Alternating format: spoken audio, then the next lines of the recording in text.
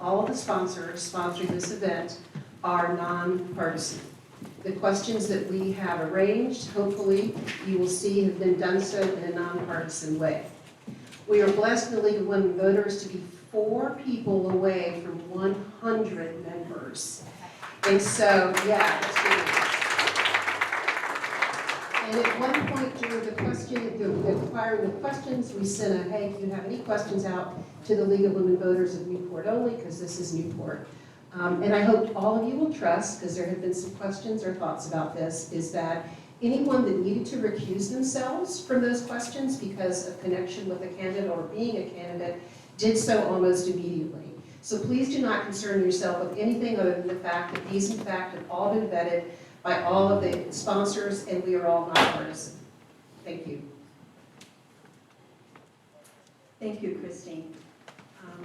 I guess one of my first messages will be candidates when it's your time to. Sorry, please introduce yourself. Oh. Thank you. Communications. My name is Lynn Tungett, and I own Newport This Week. And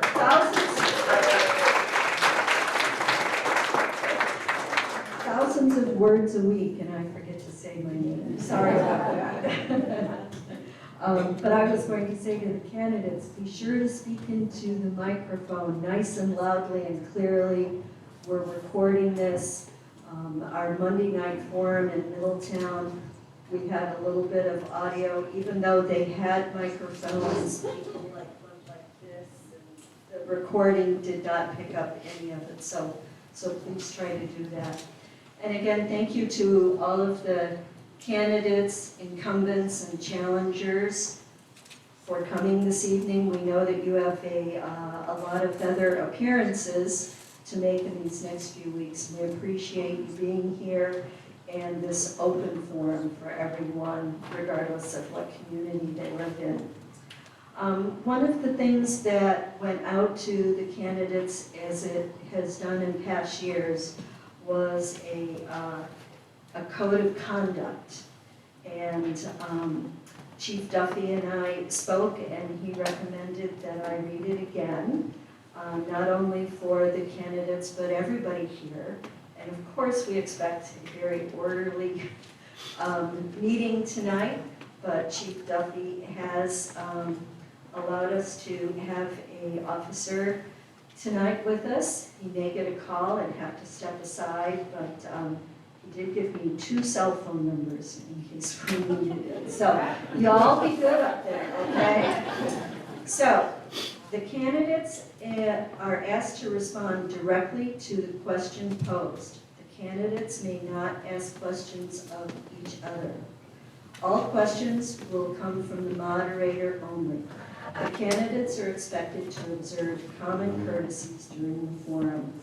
And likewise for the audience, we will have a period later on that will pass out some index cards so that you can write down questions. But we thought we would let the forum get going and then let you pose questions. Hopefully we'll have time at the end. And we are going to take like just a 2-minute break because at the Middletown meeting, we realized after 2 hours, everybody was like, oh, we're glued to this chair. But we have so many candidates and a lot of issues and things that I'm sure you all want to talk about. So we have extended this forum until 9 o'clock. So thank you again for coming. And there's several chairs up front if anybody wants a chair up here. Rebecca Gomez is our moderator tonight. She is the executive director of Conexion Latina. Rebecca has done marvelous things these past few years, the outreach and the community that she serves. She is a true leader in our community, and we're lucky to have you, Rebecca. And she's also a seasoned moderator. She's done this before, so. All right, good luck. Thank you, Lynn. And it's an honor to be here for my second time, not that season, so take it easy on me. So I plan to start with question number 1 with Mr. Holder, question number 2, 3, etc. Question number 1 is about strategic plan. The city recently released in 2024 its multi-year strategic plan. Do you think the plan sets realistic goals? Is there any part of it that you particularly are interested in or that you would like to get rid of? We want them to think about that, when they're opening they all sit. Oh, I apologize. They get 90 seconds, and we have timers from the League of Women Voters here, who will hold up a yellow card when you have 30, 75 seconds, 15 seconds remaining. We're going to hold up a yellow card, and then for your responding within a minute, at 15 seconds remaining, you'll hold up the yellow card. You hold up a red card with no seconds. So you really have to act, okay? So opening statement. Mr. Holden? Use the microphone. No, just,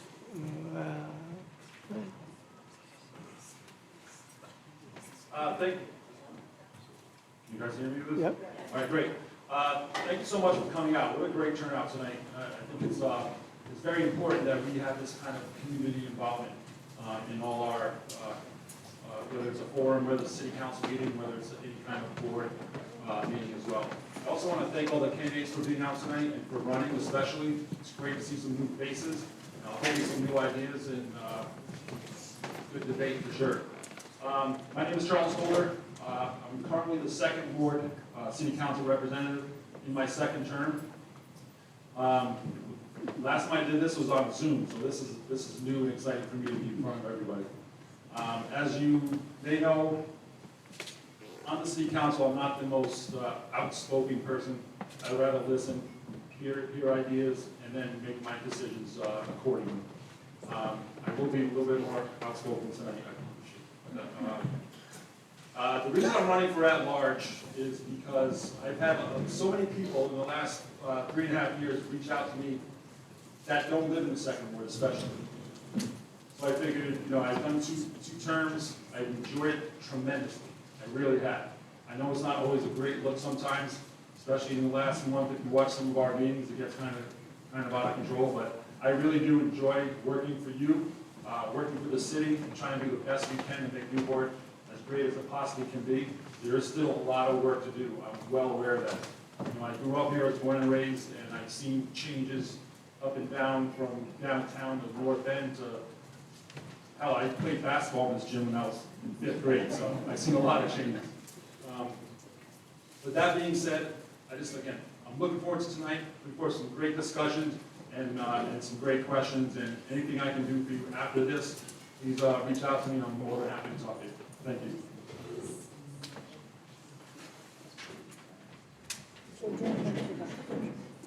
Good evening, everyone. My name is Matt Grant, and I'm running for City Council in Ward 2 to take over Charlie's seat. I'm a software engineer at Peloton, and in that role, I've seen firsthand the power of data analysis and the power that it can have to help solve complex problems. I'm also the husband of a local small business owner. My wife, Jackie, owns Bellevue Boards, a cheese and charcuterie shop just down the street on Broadway, across from City Hall.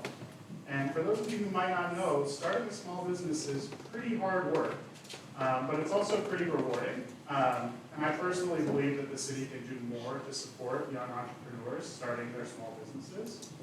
I'm also, if elected, not only will I bring a new voice and a fresh perspective to the city council, but I also respect the great work that's been done by former city councilors and work to extend the work that they've done to bring better outcomes for the people of the city of Newport.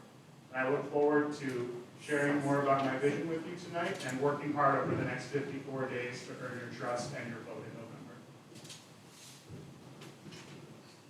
Charlie set a new standard for standing up, so I'm going to do that.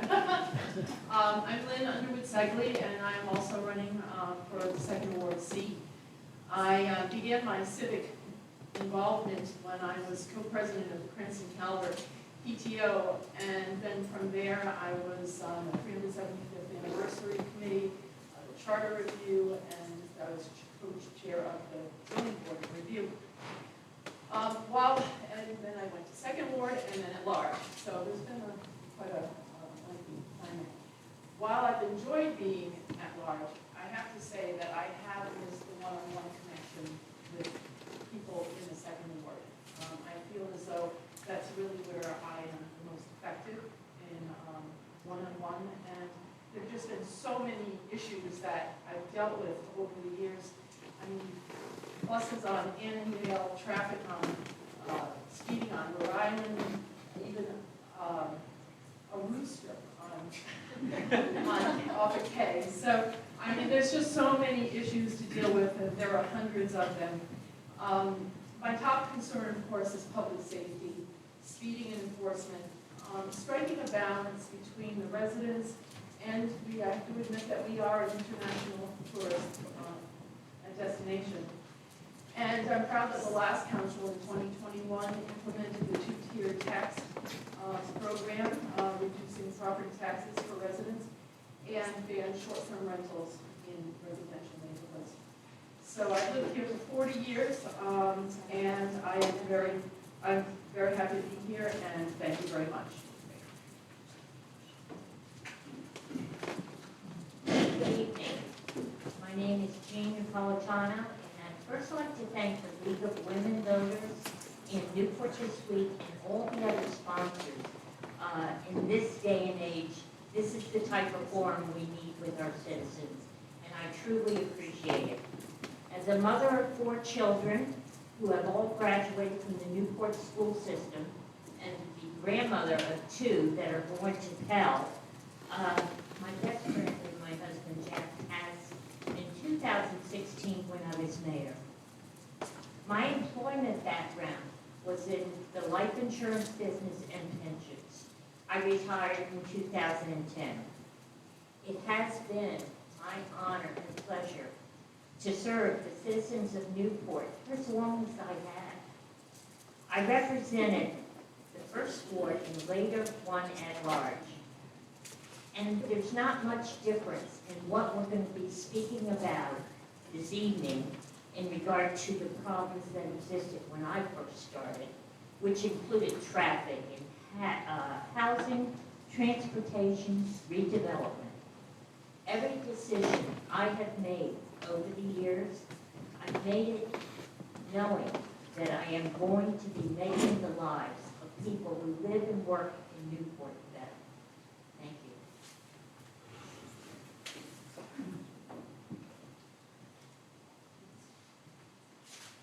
Good evening. Thank you to the organizers for putting together this evening's forum. When I ran 2 years ago, it was for a very clear reason. I felt that Newport was facing an enormous amount of change. And if we wanted to keep our community livable for families like ours, we need to be pretty aggressive about some changes, ensuring that this is a council in a city that is focused on residents. That's why immediately after getting elected, I worked together with the city council to implement a number of plans that set a clear course for this council in the city to focus on improving the lives of residents every single day, on issues ranging from housing to education to transportation. I also ensured that we worked immediately with our partners at the state and federal level to get Newport in front of every single audience we could, from the State House to the White House, to tell the story of the entirety of our community, to help us secure an unprecedented amount of funding. I see Representative Lauren Carson here this evening, and I want to quote you, Rep., saying Newport really stepped up its game with its approach to how it works with state and federal partners. And that's the work we need to do to ensure that the burden of affording this entire community the ability to remain a world-class destination doesn't come at the expense of residents who need this to be a world-class community to live and work in. As Charlie noted earlier, I'm elated to see the number of candidates that are out running because it indicates that they believe that this city council is a place where they can make the changes that families need in this community to make great. Thank you. Good evening, I'm Steph Smythe, and as many of you know, I was born and raised in Newport. I graduated from Rogers in 1992. But what I do want to tell you is what sets me apart from the other candidates.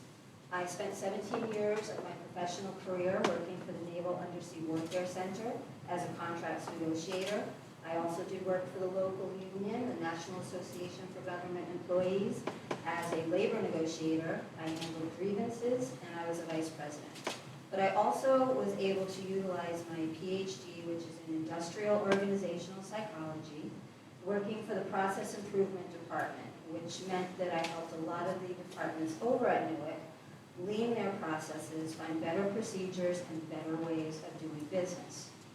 I left Newark last year. I have a job opportunity at the Naval War College and have been there since. I am a contracting officer representative with them, and I handle the largest contract the War College has, which is for academic services. I also do work as a workforce resolution facilitator, so when an individual can't resolve their issues with human resources or with the union, I'm able to help them. So that's a little background on my professional career. Locally, I was on the Charter Review Commission in 2022. I do work with the Tree and Open Space Commission, and I'm also on the Affirmative Action Commission. And that's my stop right there, so thank you very much, and I'll pass it on to Hugo. Thank you very much. First, thanks to all the individuals involved in putting this event on. My experience has been that when there's an event, there's lots of people involved. There are people behind the scenes. Some people do a little work, some people do a lot of work, but it all comes together, and that's why we're all here. So thank you for working with this. I'm a longtime Newport resident, running for Newport City Council, Ward 1. I live in Ward 1. I've been living in Ward 1 since 1982. I've been a taxpayer and a resident of Ward 1 since 1982. Lifelong Newport resident. Graduated from Newport Public Schools K-12. Yes, I did go to Sheffield and did play basketball. And this building, by the way, is over 100 years old. Just throw that out there. And it's still being used. Throw that out there. I have a graduate from URI in 1976. Rogers 1972, URI 1976. I've had a career in the sciences. I tested and analyzed public drinking water. I worked at Newport, worked at Providence. And I will say that I would consider myself a career in the sciences. I'm not going to say a scientific approach, but I have a more analytical approach. I like to run the data. I like to kind of look at all the different possibilities. The other thing is, my belief is that there's a little bit of art to things, a little bit of science, and we can put them all together. You can get a great, creative, maybe a new solution no one's ever thought of before. And what else can I add? Lots of community involvement. I'm a former member of the Newport School Committee. I've been on the school committee for 13 years. Lots of experience in the city of Newport, negotiating contracts, review budgets, so on and so forth. And I get my bad job. Thank you very much. Good evening, everyone. Thank you for coming out. My name is Ellen Pinnock, and I am running for Newport City Council Ward 1. Born and raised Newporter. My background is I work for Fab Newport, which is this amazing child development organization that's in Newport's North End. We serve predominantly BIPOC children in the North End, but we really serve kids all over Aquidneck Island, Jamestown, and Tiverton as well. Please put the mic closer. Oh, sure. That's better. Is that better? Thank you. All right, you're welcome. So I am, my official title at Fab Newport is the Chief of Empathy, Outreach, and Equity, not empathy, engagement. But engagement requires some empathy, so it's in there. And what I've done for most of my career at Fab Newport is really reach out to our community, wrap around our community. I've done a lot of community engagement, a lot of parent engagement. I've worked in Newport Public Schools for the last 5 years. So I really do have a hands on what our families and our kids and our residents of Newport need. I've been an advocate and activist for a long time. So I know what it's like sometimes to not hear, for your voice to not be heard. So that's why I'm running for Newport City Council. I want to represent all of our residents that are in Ward 1 and let them know that I'm here to be trusted. I'm an advocate and an activist for you all. So thank you.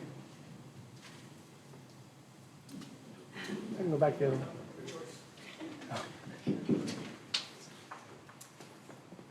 Good evening. Yep. Good evening, I'm Mark Aromley. I'm a 16-year Newport resident. My wife and I are raising 3 young kids in the city here, age 6, 4, and 4. Educationally, I hold an MBA from Rensselaer as well as an engineering degree from UConn. I'm a business owner in the city. My company, Bedjet, I launched 10 years ago on a kitchen table. I made my way to Shark Tank where they shot me down and told me your business is dead already. I am passionate. I don't give up on the things I'm passionate about. And I built that business into one of the most successful consumer product businesses in the city of Newport over a 10-year period. I don't give up. And one of the other things I'm passionate about is the quality of life that we all have here in Newport. I'm very passionate about protecting that and making sure that we maintain it. We're blessed to live here, but the city has issues, and the city needs to change and evolve. As a first-term councilor, I know exactly who I work for. I work for you, the residents, not the tourists, not the visitors, you, the folks who live here. What did I do in my first term as a freshman city councilor? I wound up being one of the most productive at-large councilors. I passed 10 resolutions since I've been elected. Things relating to doubling the hotel tax that Newport gets, controlling street noise and motor vehicle noise, which has led to deployment of trailers that are now issuing tickets, getting the resident parking program overhauled so we aren't getting fraudulent stickers issued to folks, and a bigger focus on street safety. I'm asking for re-election so I can focus on the locals. Thank you.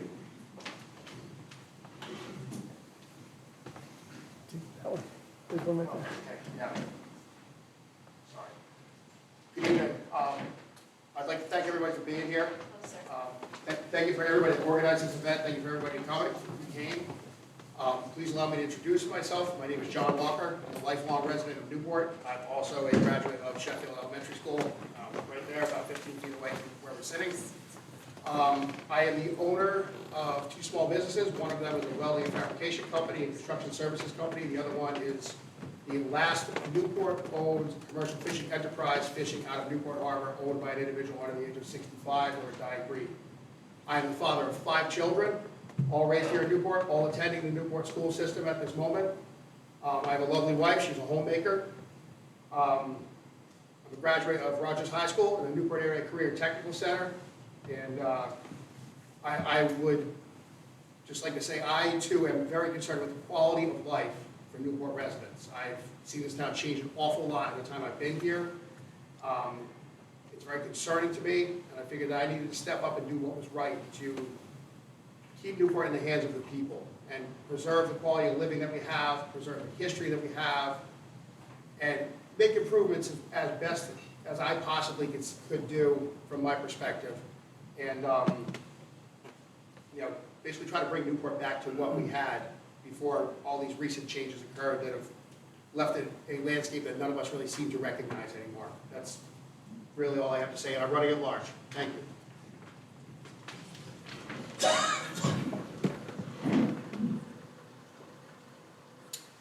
Thank you all for being here, and thank you to tonight's sponsors. My name is Ian Billings Marcus. I have a deep love for this island. Newport has always been and will always be my home. Those of us who are lifelong Newporters know our city is changing. I have opened and operated the Harvest Market, the old SIGs, for 8 years. Every year, I see fewer and fewer trick-or-treaters, which to me means fewer year-round families living here. I am married, and with a son on the way, I want to do all I can to keep this island the home I know. I am running for a seat at large on the City Council to be a voice for year-round residents, families, and local business owners. I want to preserve and restore the home I grew up in. From navigating city rules, seasonal customers, zoning changes, and housing problems, running my business has not been easy. I want city government to be made up of Newporters so that our decisions are our own. I am here to say that if you vote for me on November 5th, I will be a voice for locals.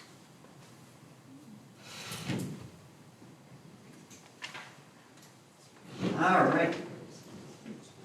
Back to where we started. Question number 1 is about our strategic plan. The city recently released in 2024 its multi-year strategic plan. Mr. Holder, do you think that this plan sets realistic goals, and is there any part of it that you are particularly interested in or that you would like to get rid of? So for those of you, if you're not familiar with the strategic plan, it's basically 5 parts of it. There's the economic development, there's the resilient infrastructure, the educational outcomes, city services, and multimodal transportation. They're all separately, they're all very, very important. How they work together is what we're trying to, was what we need to figure out. Right now, we're working with the Raptelis group on putting this together. My opinion right now, it's a very general and broad plan. It needs to be really drilled down in specific, some specific part. We've already accomplished some things already. For example, we have hired a new city manager.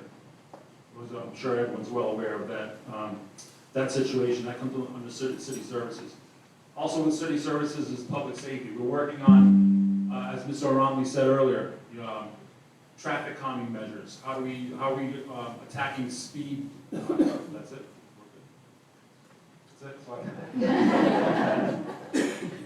Talk to you afterwards.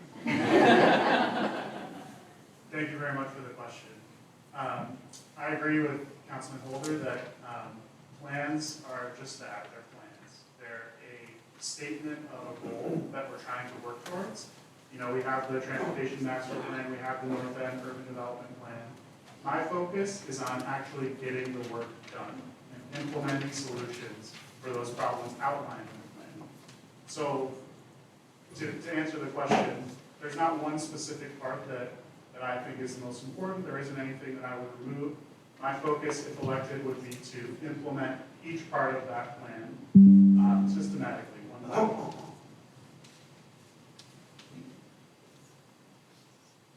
Thank you very much. When I had the conversation with the consultant, she asked me about the strategic plan, and I said, these plans are, I'm always afraid that they're just going to sit on a shelf somewhere and nothing is going to get done. And it really is up to us to bring items forward for improvements in our city. I can't say that there's one particular issue that is most important in the strategic plan, but I think one of the benefits of doing the strategic plan, more than anything, was having all of us talk with each other and all of us come up with some ideas of how to word strategies, and so it was a really good exercise in that way, so that we could find some common ground. But I'm not so sure about the strategic plan and actually its implementation at this point. Over the years, I've seen a lot of plans, and some of them are very good. And the council fully participated with Raptelis in developing the current plan that we have. However, we're facing issues that I don't think anybody in Newport thought we would be facing at this time. After going through COVID and having people move here part-time and taking houses, I'm concerned about the housing issue for our younger people and our families. Our school population, unfortunately, is declining. There are just any number of issues that we have to address immediately. They are in the strategic plan, and certainly will bring resolutions forward to hopefully make Newport a better place and a better place for families. It's important to note that this strategic plan wasn't just the vision of the council itself. This is the result of over 1,000 responses from residents indicating to us what was important. And what we found is that between those 5 areas that Councilor Holder did a very nice job outlining, to Jean's point, housing comes through on every single one of those points. You consider the amount of housing-related anxiety that is related to our residents, whether it's a resident who owns their home, who's looking at the escalating cost of being able to stay in their home, or somebody who's renting, who isn't sure if at the end of their lease payment is going to spike, not 10 or 15%, but double what they're currently paying. That level of housing anxiety ties to economic development, it ties to how people get to work, it ties to how confident they are about the education system, and we need to be on top of that. This strategic plan clearly lays that out. We've hired a city manager with a background in strategic planning to help us get this executed.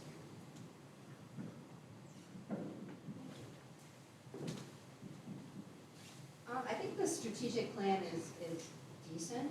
I didn't see as much diversity, equitability, and inclusion in it as I would have liked. But having a plan is nice. It's implementing the plan. And it's having a city government that has been able to grow with its city, which we have not seen. That is also defined by our city charter.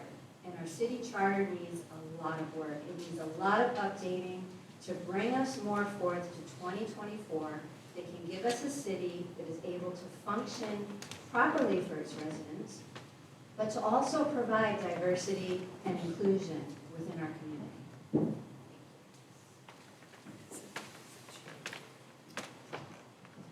Thank you.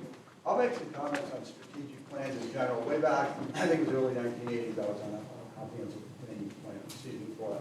What the plans do is they get the community together, you get a lot of volunteers, you get lots of ideas. People have when they start studying the community, they have a better idea what the community is all about. I think plans in general are very good. I wouldn't say that there's anything particularly good or bad about any particular plan. But ultimately, my experience has been anything that is going to happen needs to be approved by the city council. Plans are like subcommittees, advisory. So you're right, if you have a strategic plan and it sits on the shelf, it doesn't do anybody any good. But ultimately, that plan puts a little bit of framework, but ultimately goes to the city council, and it's the city council how we implement making decisions. And as was previously mentioned, one of the problems with the strategic plan is it may be put together in 1 year, and 2 or 3 years later, circumstances change. And so maybe all the thoughts in the strategic plan need to be adjusted. One thing I can point out is housing has increased threefold, and I doubt that was considered in the business.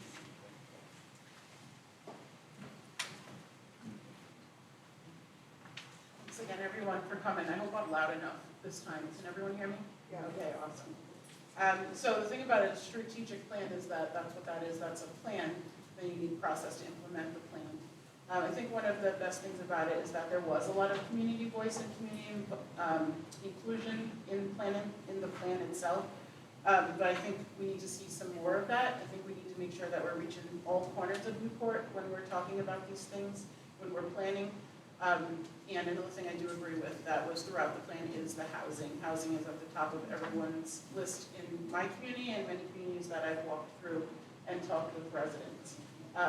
At Fab Newport, we talked a lot about Maslow's hierarchy of needs and how if your basic needs are not met, there's no opportunity for you to thrive. And housing is a place where we all need to meet and agree that that's at the top of everybody's list. Thank you. I come from a place where you don't operate without a plan.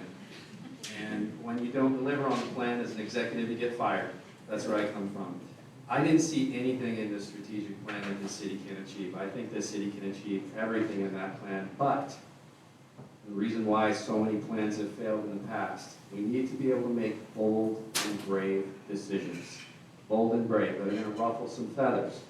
One of the Kennedys once had a great quote, that no matter how noble a cause you have, 20% of the folks out there will oppose you. When it comes to the plan, the most important elements of it, housing, housing, housing. We need to make bold and brave decisions with housing that some folks won't be happy with. But if we don't make those, we will lose our middle class, we will lose our working class. I also thought there was a significant part of the plan that wasn't there, which is addressing long-term tourism in the city. I believe, and I've heard from many residents, that we are tipping over into a situation of over-tourism. And we need to be planning around that. We need to have residents' voices on it. Do we want to be a tourist-only town, or do we want to be a town that caters to balances between residents and tourists? I agree with some of what the other candidates have said in regards to the fact that plans are really just a framework and normally are not instituted as they initially thought they would be. But from what I hear from constituents that I'm speaking to and from what I see around this community, housing is a big problem. And we would need to, that would probably be the #1 focus. We have a serious deficit in middle income housing and affordable housing for the working class. I think that there is a need for more low income and subsidized housing for marginalized people who are struggling. I think in order to support that, jobs and industry and maybe bringing jobs here are very important. I would like to address topics like congestion, traffic control, and transportation, pedestrian safety, bicycle safety. We have serious infrastructure problems, serious infrastructure that do not seem to be addressed, and I don't think anyone else in this council is as privy to it as I am, being an underground utility contractor. Many things, not enough time, thank you. No, yeah, I'm sorry. I'll let you have it. Like everyone has said, plans are great. I believe we start out with our goals, we make our plans, but I think the most key part of the solution or the equation is making sure that it's overseen and followed through. I think we've been promised a lot of things, at least I have as a resident, I've been told that, we're keeping up with the maintenance, we're paying for this. And then it turns out that we didn't. And so I would tell you that with everything I do, I like to follow through. I live here. Making sure that things happen is important to me. It's not just something I want to see done. It's something that needs to be done for all of us, for the next generation. If we're going to make these investments, we need to see that the dollars are actually being spent in a way that is going to benefit us and not mismanaged.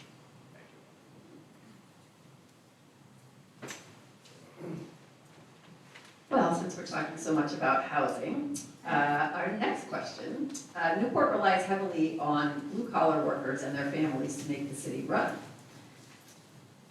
Yet it has a significant lack of affordable housing for the workforce. What are your ideas for alleviating this problem? We'll start with Mr. Grant. Thank you very much for the question. I think, as everyone up here has said, housing is a big issue in this town. And in terms of ideas, I don't have any specific ideas, but I wanted to take a step back and talk a little bit about how the housing situation works, not just here in Newport, but across the country and really everywhere. I think Councilor Napolitano actually said this at the city council meeting yesterday. Housing is a supply and demand issue.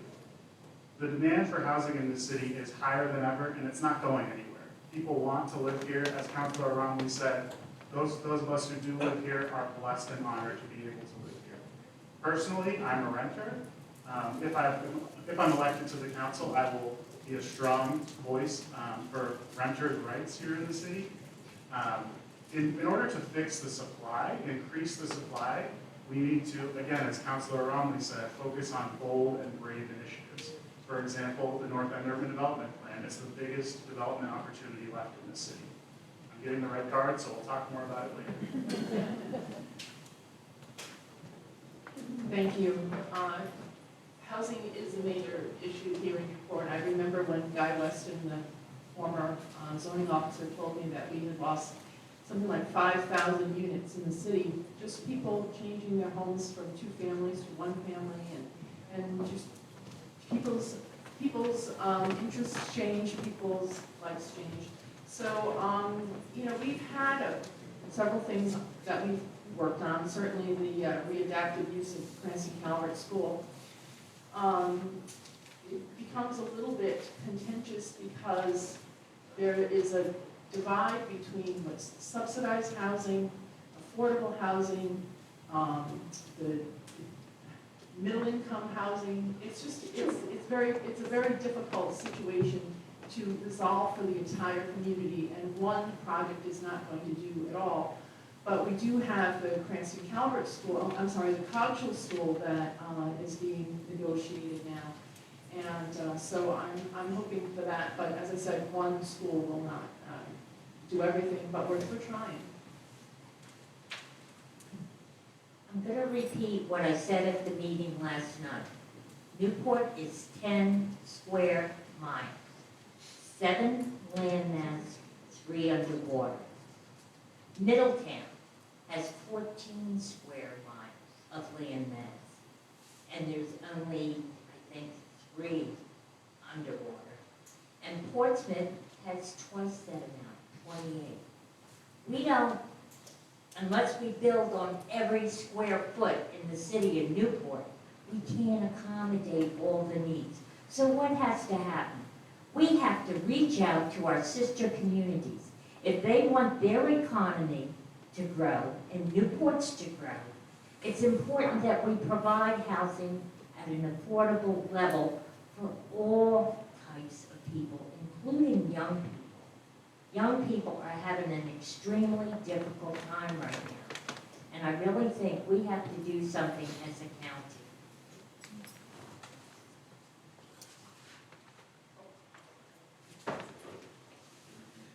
Lynn made a great point earlier, which is about how we've seen our housing stock actually stay static for a number of years. past 20 years, the net impact of those housing conversions and limited new supply has been a net single unit of housing per year getting created in Newport for the past 20 years. That just doesn't keep pace with the level of growth that we've seen in this community that we need to maintain to ensure that working families have homes. And so, out of the gate, this council worked aggressively to implement a series of resolutions looking at everything from how we modernize our zoning laws, to how we convert vacant, underutilized city properties, to how we crack down on illegal short-term rentals. And that includes the first round of passage for the moratorium on short-term rentals across this entire city, not just residential zones. In addition to that, we have invested resources in cracking down on illegal short-term rentals across the city that is starting to show progress, but is also showing us the limitations of enforcement alone without new supply being added. Today, we're looking at 300 units of new housing in the pipeline for creation over the next several months. Thanks.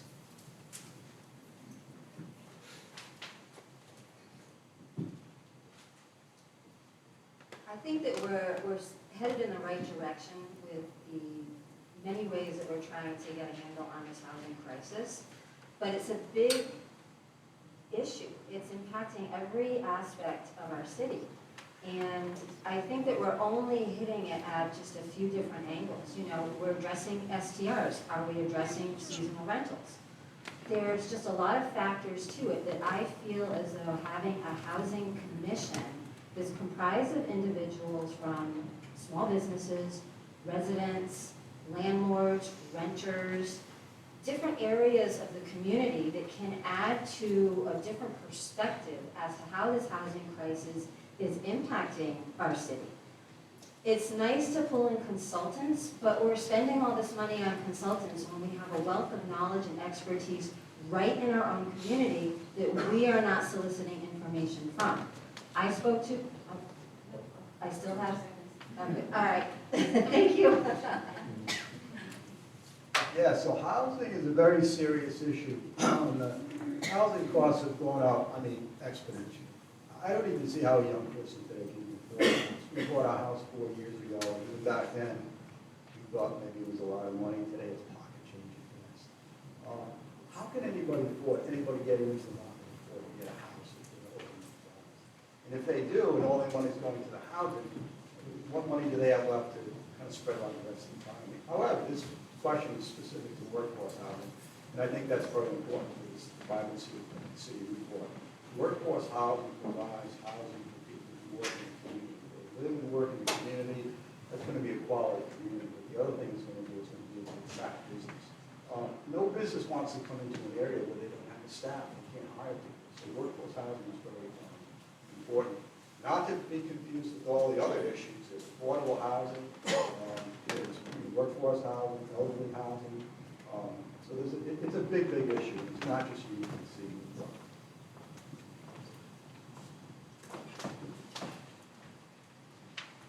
Housing has been on the top of my mind for a long time, and although I think that our city is doing a good job with trying to move the needle forward with getting more housing, more can always be done. As someone who's faced housing insecurity and is considered middle income, I do think that there should be more middle income housing available. We talk a lot about affordable housing, but one thing I want to raise is housing affordability. Those are two different things, and sometimes people think that they're the same. Affordable housing is like the assistance, government assistance that helps people remain in their homes. Housing affordability is where you're looking more at middle income homes and how to help those people stay in their houses. I do have an idea. It's just something I've been thinking about for a short time, and I'll hurry up. I think that if there is going to be some housing built, regardless of whether it's high income, middle income, or whatever, that there should be an allotment of apartments specifically for middle income folks, whether that's 10%, 15%, or whatever. But that's it. Thank you. Thank you. Let's be clear about what the problem is. If you own a home in Newport and you've had it for any length of time, you've done really well. It's rentable apartments that are affordable that is causing anguish in our renter community. Okay, our renter community, folks who have lived here for decades, who never bought a house, those are the folks who are suffering the most. I have a plan on how to address this, and it's economics. We've got two things that devastated our housing stock: Airbnbs and short-term rentals, seasonal rentals, and out-of-state home buyers from New York, Connecticut, Massachusetts. You take away the Airbnbs, we just shut those down. So I authored a bill, I authored a resolution to finally cease any new Airbnbs in the city of Newport. We voted on that last night, it passed, and that will keep those from disappearing. Moonshot goals, right? We can build. Let's build 300 apartments in the Gateway Center. Let's build a parking garage at the Mary Street lot with 100 apartments above it. Let's take some of the city land in the north end and build a high-rise with 300 apartments in it. If we can do it, we just need a unified council that's bold and brave. I agree that this is probably the biggest problem that faces the middle class in this community right now. Being a working father of 5 children and a stay-at-home wife, trust me, I know. I would like to agree with what Councilor Napolitano said, that we certainly reaching out to our sister communities on the island to try to help and increase the availability of housing on the island for the people who live and work here would certainly help. I agree with what he just said, to try to rein in short-term rentals and try to free up some of the property that is currently being utilized in a disadvantageous manner for the residents of the community. I also feel strongly that solutions that we probably should not look for would be solutions that are going to increase population density and development of already existing properties that are in already densely populated neighborhoods. Well, we need to find a way to do this where it's not going to infringe on the quality of life for people who have already been fortunate enough to buy a home here. That's very important. I'm going to leave it at that. Anybody else who would like to know how I feel about this, please contact me. I have a lot of ideas. I'd like to reiterate what Ms. Napolitano said. We are an island. We're not going to get any more land. I think Newport is pretty dense. 50 years ago, when my grandpa Jack ran a shop on the Point, 3 times as many people lived in Newport year-round, and there was less houses. I want to see incentives for long-term, year-round residents, so that more people who own houses will actually stay here and actually have an ability to stay and not feel like they're being forced out.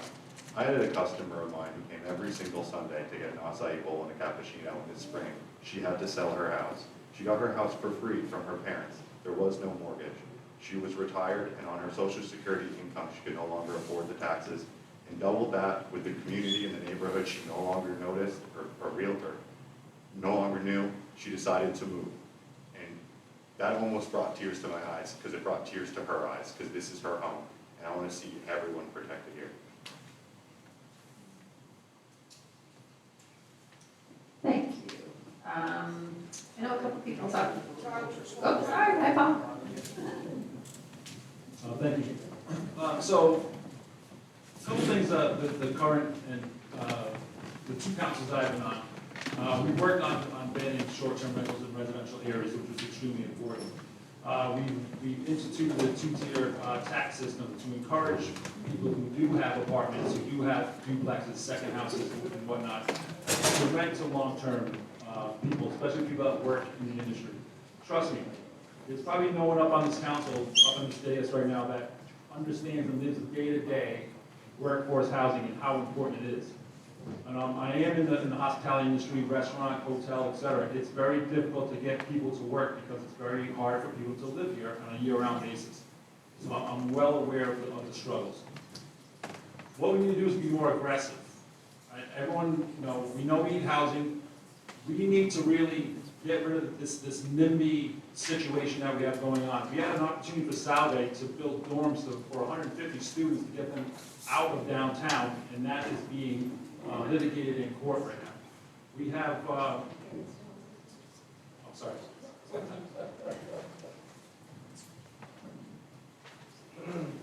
Nobody wants to let you talk tonight.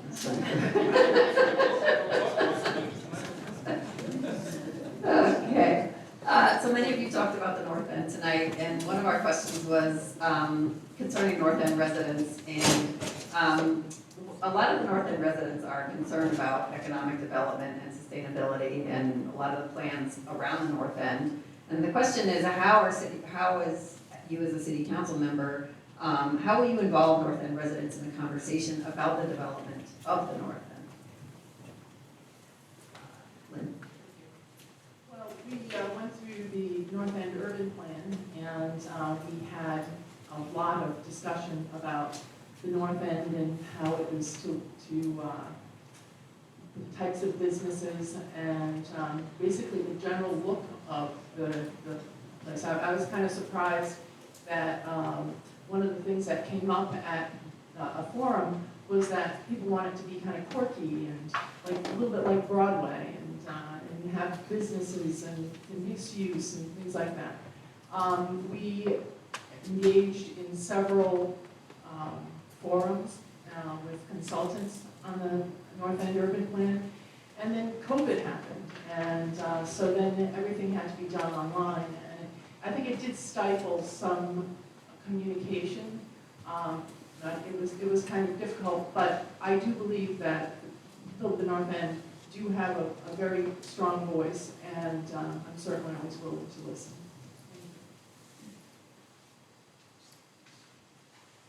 I put the resolution in to take the property from the North End and expand on it. And the idea was for job security. And job security means good paying, year-round jobs, not only tourist jobs, not only clerk jobs, but jobs where people can get into the blue and the green economy. That's all changed now, and people are talking about housing. And we have to understand the development cost of doing something with housing in the North End is going to be astronomical, and it has to be paid for by the city. So I still think that we have an advantage of perhaps having businesses here and paying for those upfront costs.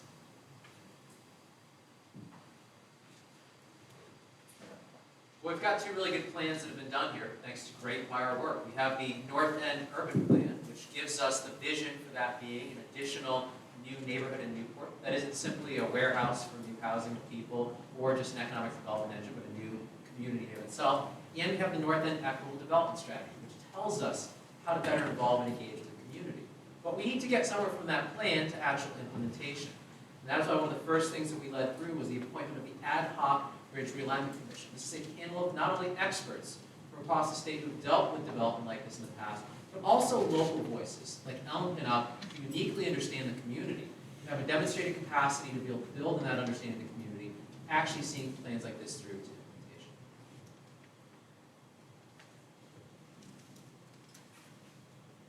Thank you. And the North End Urban Development Plan, there is a lot of good information in it. There was a document submitted by LAG that basically solicited the community in the North End to find out what it was that they needed. And I think combining the two documents would be at least a nice start of a plan that the city can work with. But it's engaging the individuals that live in the North End. I've spoken to numerous residents that they voice their opinion on what they need. They have voiced their opinion on what will help them to be successful. And yet it still falls on deaf ears. So they need more community engagement. They need more of a platform to be able to let our city government, our city council, know what they need to thrive and to be successful. And I think that having more workshops, having more community engagement and opportunities for them is a decent start. Yeah, certainly engage the community. I think what we're hearing tonight is that we have lots of things that we want to do, but we don't have lots of land to do it. The North End has some acres that are going to be reclaimed. What do we do with those acres? How do we incorporate that into the city? How do we make that into the city nice and accessible? One of the things I'd always like to see is I'd like to see Newport small and manageable. Can we walk from point A to point B without hitting some sort of a valley, some sort of whatever? You've got traffic coming off the bridge. I was thinking about it. That bridge is really an unfinished project. That bridge, when it was originally built and designed, it was supposed to go with the bridge at Center Island Highway, to take care of a lot of traffic. Center Island Highway never came to fruition. I've been getting calls from people from Avenue Office Road complaining about the traffic, and the more I think about it, yeah, they've got traffic because we haven't handled it correctly. So we've got a lot of land in the North End, lots of things to do. I'd like to see jobs, housing, park, and so on and so forth. And city yard is there too, we have to relocate the city yard, so we've got lots to do, good buildings to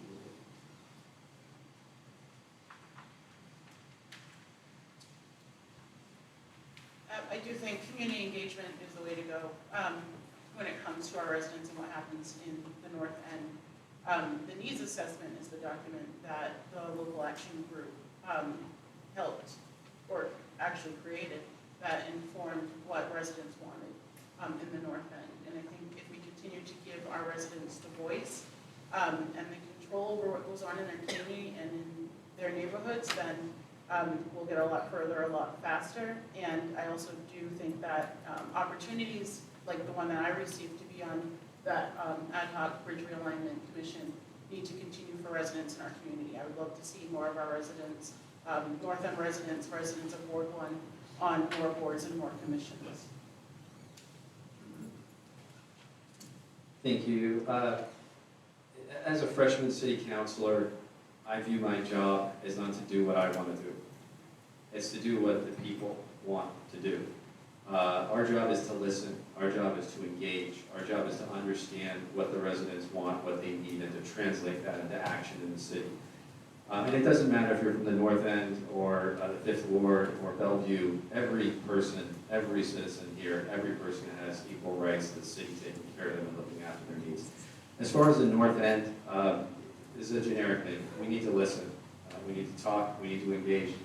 I do think that there has been no good outcome with the casino land. We've got 13 acres over there, right? Blighted, 13 acres, a parking lot with weeds growing through it, a building that looks like crap when you drive into the city. That property would have been developed by now with hundreds of apartments, hundreds of jobs that North Enders could have walked to. The city flubbed that. Let's be clear, the city flubbed that. We need to be smarter with development in the future. We need to make sure we have controlled development and that we don't drive developers away.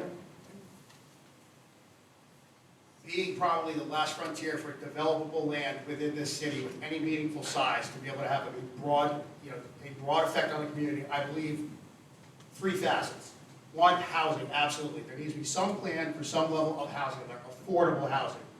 Perhaps some subsidized housing, certainly affordable workforce housing, maybe even some high-end housing development, absolutely. The second one, something that brings quality jobs to this community.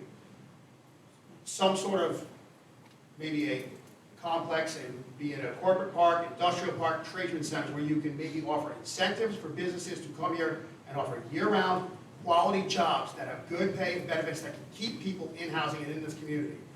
The third thing that I would like to see there, if there's any space left over, is going to be possible open space or facilities for recreation for locals, and maybe places for public services or other types of facilities that can benefit all the citizens of Newport equally. Thanks, that's all I have to say. Yeah, I'm sorry, I didn't realize I got this one. Pass it back down. Don't tax his time for this. That was my fault, I'm sorry. I grew up in the Fifth Ward. I didn't grow up in the North End, but I still went to all the city's public schools. I went to Rogers. I got to know everybody in Newport. I don't think we're really that different as people. I think I'm kind of the same as the kids I went to school with. So from my perspective, I don't know exactly what everyone up there wants. I would engage. I would ask. I'd go to the community that I know and say, what do we want? But one thing I know as a Newporter that I don't want is I don't want to see it overdeveloped by people who aren't from Rhode Island. I don't want to see it bought out by someone who isn't a Newporter. I'd love to see this land be bought by people who live here, who have ideas, who want to build business so they can employ their neighbors, their friends, fellow Newporters. That's what I did at Harvest Market. I don't want to outsource. I think that this community is smart, strong, and resilient enough to do it on their own.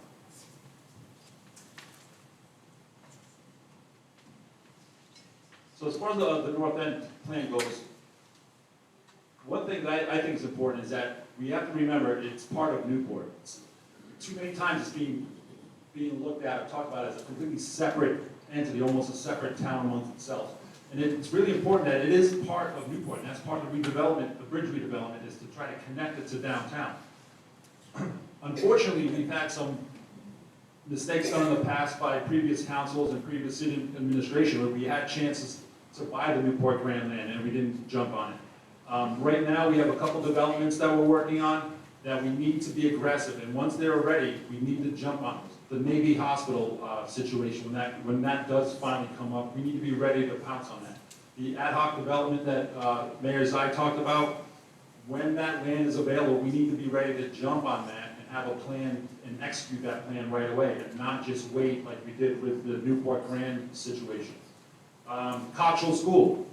It's been over a year since we've had an agreement in place with the developer there, and still nothing's been done. That's going to be at least 3 more years before that's going to be ready. We wait too long for things to happen, and we need to make sure we get more aggressive.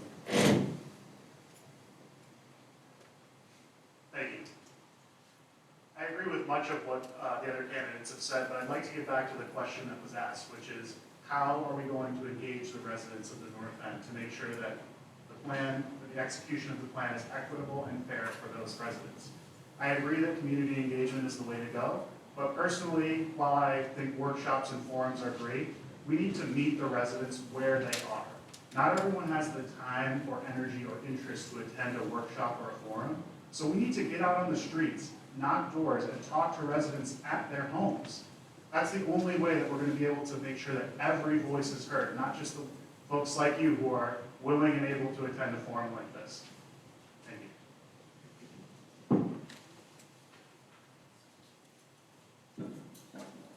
you. Okay. Let's talk a little bit about the budget.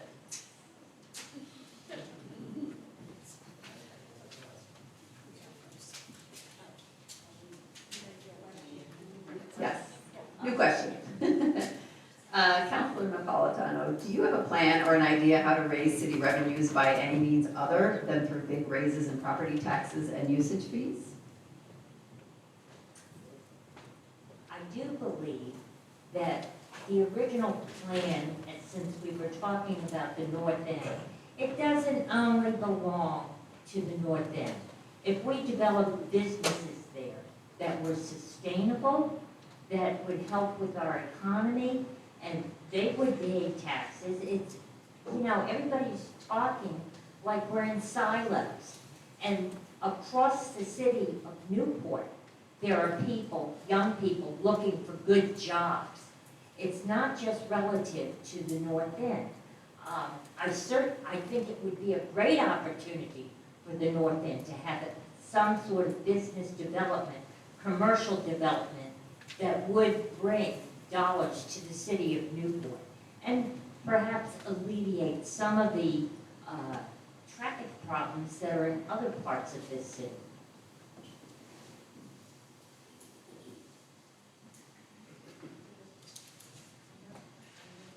An enormous amount of the potential revenues we could capture are controlled by state law.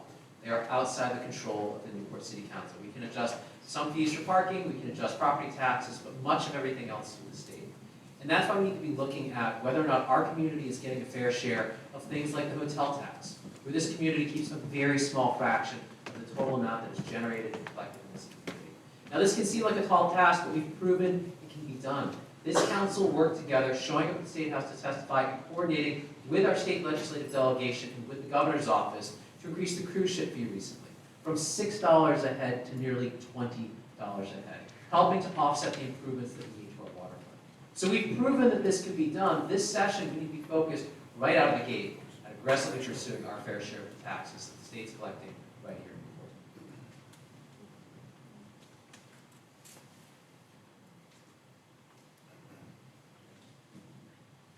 I think that we need to be smarter on how our money is spent. When you ask where our money goes to within the city, you get a little pie chart that says this percentage goes here, this percentage goes there. But where is it really going to? When was an audit done on our finance department to see how our money was spent? I don't think that certainly raising our taxes is the answer, but I think leveraging our travel and tourism industry. 4 million people come into Newport every single year.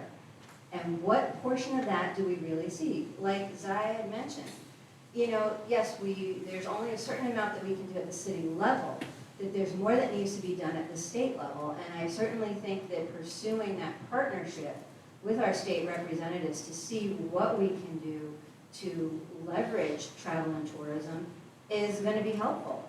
But I also think that we need to, I know that this has been a topic of conversation about our sister cities, and I think that that's something that we need to stop doing. Sorry. I'll elaborate more. Thank you. Laura Citrin, City Performance City Finance Director, she identified $500 million worth of infrastructure improvements. Now, I honestly don't think a city this size can generate that kind of money through local taxes. It's not going to happen. So I think the only thing we can do, we can certainly do a lot of things and increase local taxes, but not to that degree. With a city of 25,000, less than 25,000 population, that's the scale of the city of Newport. I think what we're going to have to do is work with our state and federal elected officials to try to get some more grant money from the city. That's important if we're going to get $500 million worth of infrastructure repairs. The other thing I'm very big on is I think we need to take care of what we've got. And two of the things that really bother me is I really don't think Rogers High School should need to be rebuilt this early, and I don't think the beach should need to be reconstructed this early in time as well. So we need to take care of what we've got. That's less of an expense that we're going to have to look out into the future. Well, I work for nonprofits, and the way that we raise money most of the time is through grants. So maybe there are federal funds, state funds that we haven't looked at yet, like infrastructure grants. I also think fundraising is a way to go about bringing in more funds. I think that collaborating on other city initiatives in other cities could be another way. I do not think that the way to bring more money in is to raise our already high taxes. That would be the last thing that I would want to see. I do think that collaboration, though, could help us greatly. Thank you. I came into this job 2 years ago with a simple plan: tax the tourists, not the locals. Okay, our city budget is structurally unsound. We get 6% of the money that runs the city from direct tourism taxes. The other 80%, us, property tax. We are subsidizing the tourists. We have the lowest hotel tax. We're in the bottom decile of cities in terms of the amount of hotel tax that we get. A lot of the things that I proposed in my first term followed up on this theme. I was the person who wrote the resolution to double the hotel tax amount that we receive. I was the person who wrote in asking the legislature to give us a ticket tax, an admission tax. So some of these events that draw in hundreds of thousands of people, that's not us. That's people from outside of Rhode Island. The latest iteration of this theme is even our parking sticker program. Residents get very low cost parking stickers. Non-residents, they're paying that same low rate, should they? Or should they pay a market rate, maybe a few $100s more? So taxing tourists, not the locals, we can do it. It's Steakhouse related, and we're working on it. I'd like to agree with Mark on that. Certainly find ways to tax the tourists, but I'd like to be firm on the fact that do not tax the businesses that depend on tourism. Find a way to pass it directly along to the tourists themselves, similar to the increase for the cruise ship passengers with the enterprise fund. That goes directly to the tourists. It does not tax the business. It doesn't burden the business, and they don't have to have the burden of administrating that fund or taking care of the accounting or anything like that. On that note, maximizing the effectiveness of our enterprise funds and perhaps creating a few new ones, particularly one related to housing that could maybe help kill two birds with one stone, make some profits from some housing, perhaps provide some rent control housing in the community. And I think that the last thing that right off the cuff would be developing the north end and putting some commercial property up there to bring businesses in here would certainly increase the tax base. And of course, so would putting residential property there. Those are just some simple ideas, but absolutely not raising the taxes for the residents that live here and do not burden the businesses. Thank you. My dad graduated the University of Rhode Island with a history degree, so I grew up always hearing history about Newport. He loves Newport. So as I said, a lot of money goes to Providence, and Newport has always been the crown jewel of Rhode Island for 385 years. Providence has been trying to take a piece of our success. When we first started doing well, Roger Williams went to King Charles II to take away our charter because he wanted a piece of Newport. and I will do whatever I can so Newport can retain more of the taxes it sends to Providence.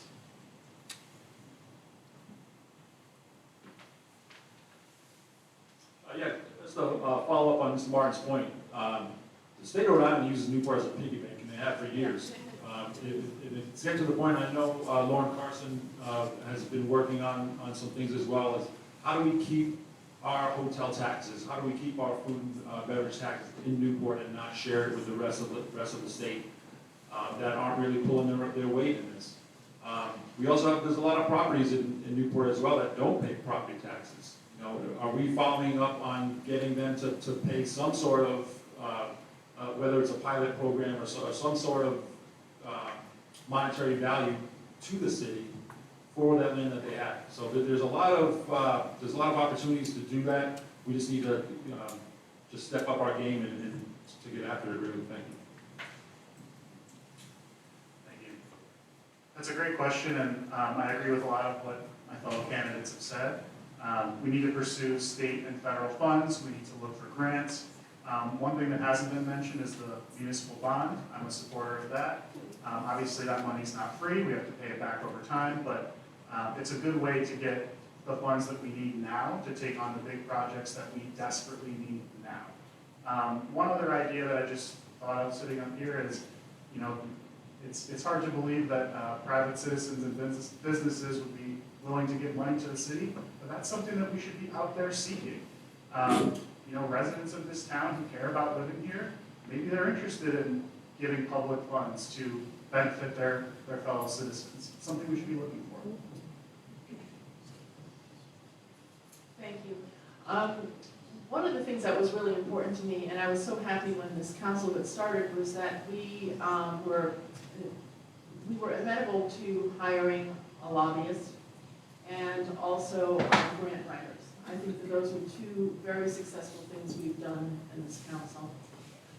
The state legislature has some idea of Newport as being rich. We're all rich, and you know, they don't look at our school lunch, free lunch numbers. They don't look at our 16% subsidized housing. They don't look at the wear and tear on our streets. So as a fine a job as our legislature has done, and Warren has been an amazing person to work with, I just want to say that you know, I am looking forward to a time when our reputation becomes a little bit different, and I think that hiring a lobbyist is one of the first things.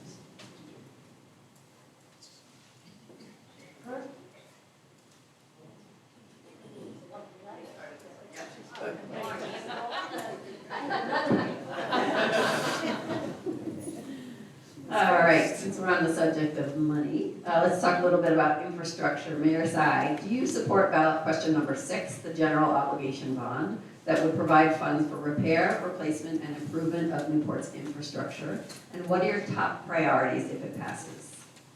Absolutely. My background is in municipal finance. I've spent almost the past 2 decades of my career working with communities like Newport to use the financial tools available, like bonds, to pay for their infrastructure.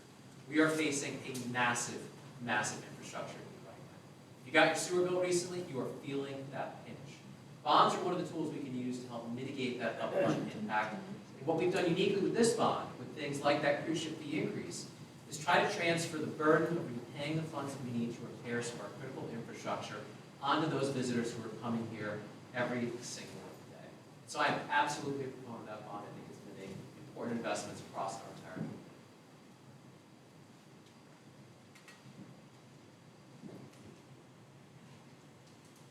I do agree with Zai. I think that I would support it. And I think that we do need to focus on, you know, safer sidewalks, safer streets. You know, yes, I know everybody is upset about the water bill. I am too. I think that there was a better way to go about doing it.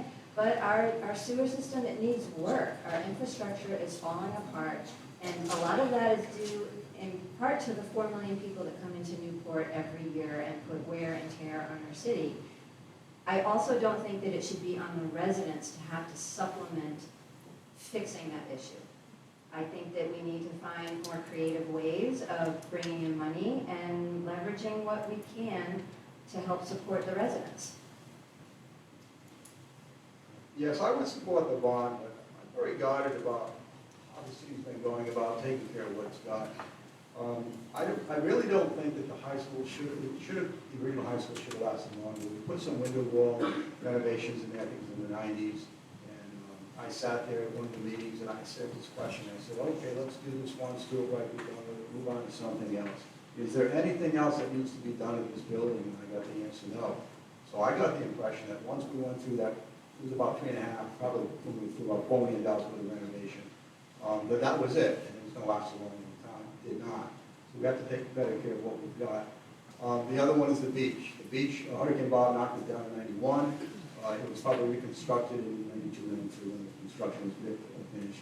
I looked at that as a long-standing facility, and here we are breaking it down. That's just simply the lack of maintenance. So if we can maintain things, we can save millions of dollars. I mean, what's it going to cost us to replace the high school and how many millions are going to spend on the beach?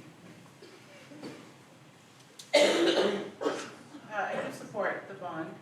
I do think that things like maintaining what we already have is something that we should be doing, but I also think improving upon things that we have.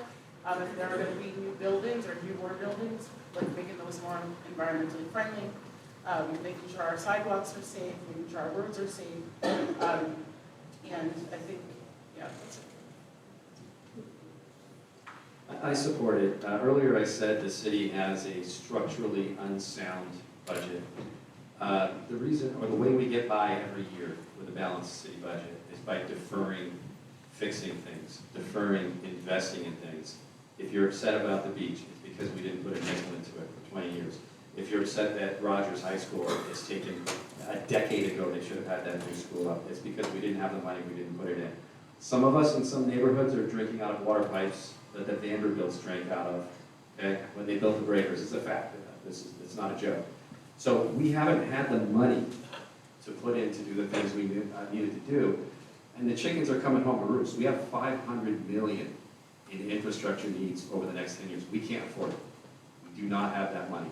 The bond will get us through the next few years of things we need to do, but the original sin here, tax the tourists, not the locals. We need another $10 million in our city budget. It's out there, we can get it from the tourists. We have rivers of cash running through this city. We just need to dip our cup in it and bring some in. And we got to work with the state to do that. I believe the answer to the question of supporting or not supporting the bond is now in the hands of the voters, and I believe they're going to make an informed decision on that. My perspective, with a background in heavy construction and heavy infrastructure, being a contractor in the city that performs work on our streets and on our infrastructure and understands what's happening, I think money for infrastructure in this community is desperately needed, and I support the premise of trying to accumulate as much revenue and put it towards infrastructure as we possibly can, whether it's through bonds, grants, and any other way to reach out and get money to fix our crumbling infrastructure. Because it is crumbling, and it's going to snowball soon, and it is a very big concern of mine. So but personally, yes, I do support the infrastructure money, and I will be voting yes on it, but really, it's up to all of you. Thank you. I will be supporting the bond. The city of Newport and all of us, we have inherited wonderful assets, and we owe it to each other and the town, the taxpayers, to ensure that it has its best maintenance. I graduated from Rogers in 2013, and I would just like to say that it was a wonderful school. I had a great time. I had amazing teachers. The infrastructure, I thought it was pretty good. We had smart boards in our English department. The science wing was built by the same company that built at St. George's. Everything was working. You know, sometimes it's a little cold, sometimes it's a little hot. It happens in my house too. I don't always have perfect temperature. So when people say the school needed to be replaced, I don't know if it did. I thought Rogers gave me an amazing education opportunity, and I think that we wasted a lot of money on that, potentially building that new school. Second, before I support building anything new in this city, I would like to make sure that the infrastructure we have is at least being taken care of. Yeah, so I do support the bond. As it is currently set up, are we gonna have everything in that bond taken care of? Probably not. We don't know the exact cost of a lot of these projects. However, to me, I think the most important part of this bond is the Easton's Beach renourishment. I think it's extremely important that we work on that beach, and I'm not talking about the snack bar, I'm not talking about the bathhouses. We need to try to get that beach back through renourishment plans, but we also need to protect the Easton's Pond, and that's our main source of our drinking water in Newport. Should that go, we have major problems that this $98.5 million bond is not going to cover. We also have to be leery of the Memorial Boulevard. That's a main entrance and exit from Newport. Should that go, we're, again, big trouble. We have a lot of things to do, but that's the most important part of this bond to me. Thank you. Thank you for the question. As I said in my last answer, I am supportive of the bond. I actually agree 100% with what Councilman Holder said. He took a little bit of my thunder there, so thanks for everything. The one thing I do want to mention in relation to what Councilman Holder said is, what is the plan for the bond? If any of you are have watched the recent city council meetings, the city manager put forth a budget of sorts, which was just a bunch of line items with estimated values for where that bond was going to go. Personally, I'd like to see an actual budget. Get some estimates of how much these projects are going to cost and try and stick to that budget. Have some accountability, have some oversight. Having a $98.5 million bond is great, but if we're not going to get everything that we plan to get from that money, are we really making the best financial decisions for this city? Something to think about. Thank you. I am in wholehearted support of the bond. We need $98 million to begin fixing some of the infrastructure issues that we have. For instance, Karate Park, the bulkhead is failing, and that's where the tenders come in for the cruise ships. That's where the ferry comes in that locals use, the Providence Ferry. So that's a very important structure that has to be taken care of. And everything in this city costs $1 million. You go and they dig up a piece of, they say, how much does that cost? $1 million. I mean, it's amazing. Everything underground costs more than you could possibly even imagine. So I think that the Karate Park is one of the major ones, but also Rogers High School, finishing Rogers High School is very important. Rogers High School was deemed the worst high school in the state. We had to do Rogers High School. And we've had some budget issues, and maybe we can get to that later, but I support it. Yes, I support the bond. However, I'm still evaluating each and every item in there. We won't be able to begin a lot of them all at once. And if it's anything like what has happened at the school department, we have to anticipate correct costs. We have to have the right people in the positions to evaluate the progress of it. And I am extremely concerned about tax to tourists and not the residents. Although I live in Newport too, I understand my kids, when they were growing up, worked in the different restaurants. And there's a lot of things that different businesses provide, not only for the schools, but in the case of the city. So I'm not as high on let's get taxes from the tourists.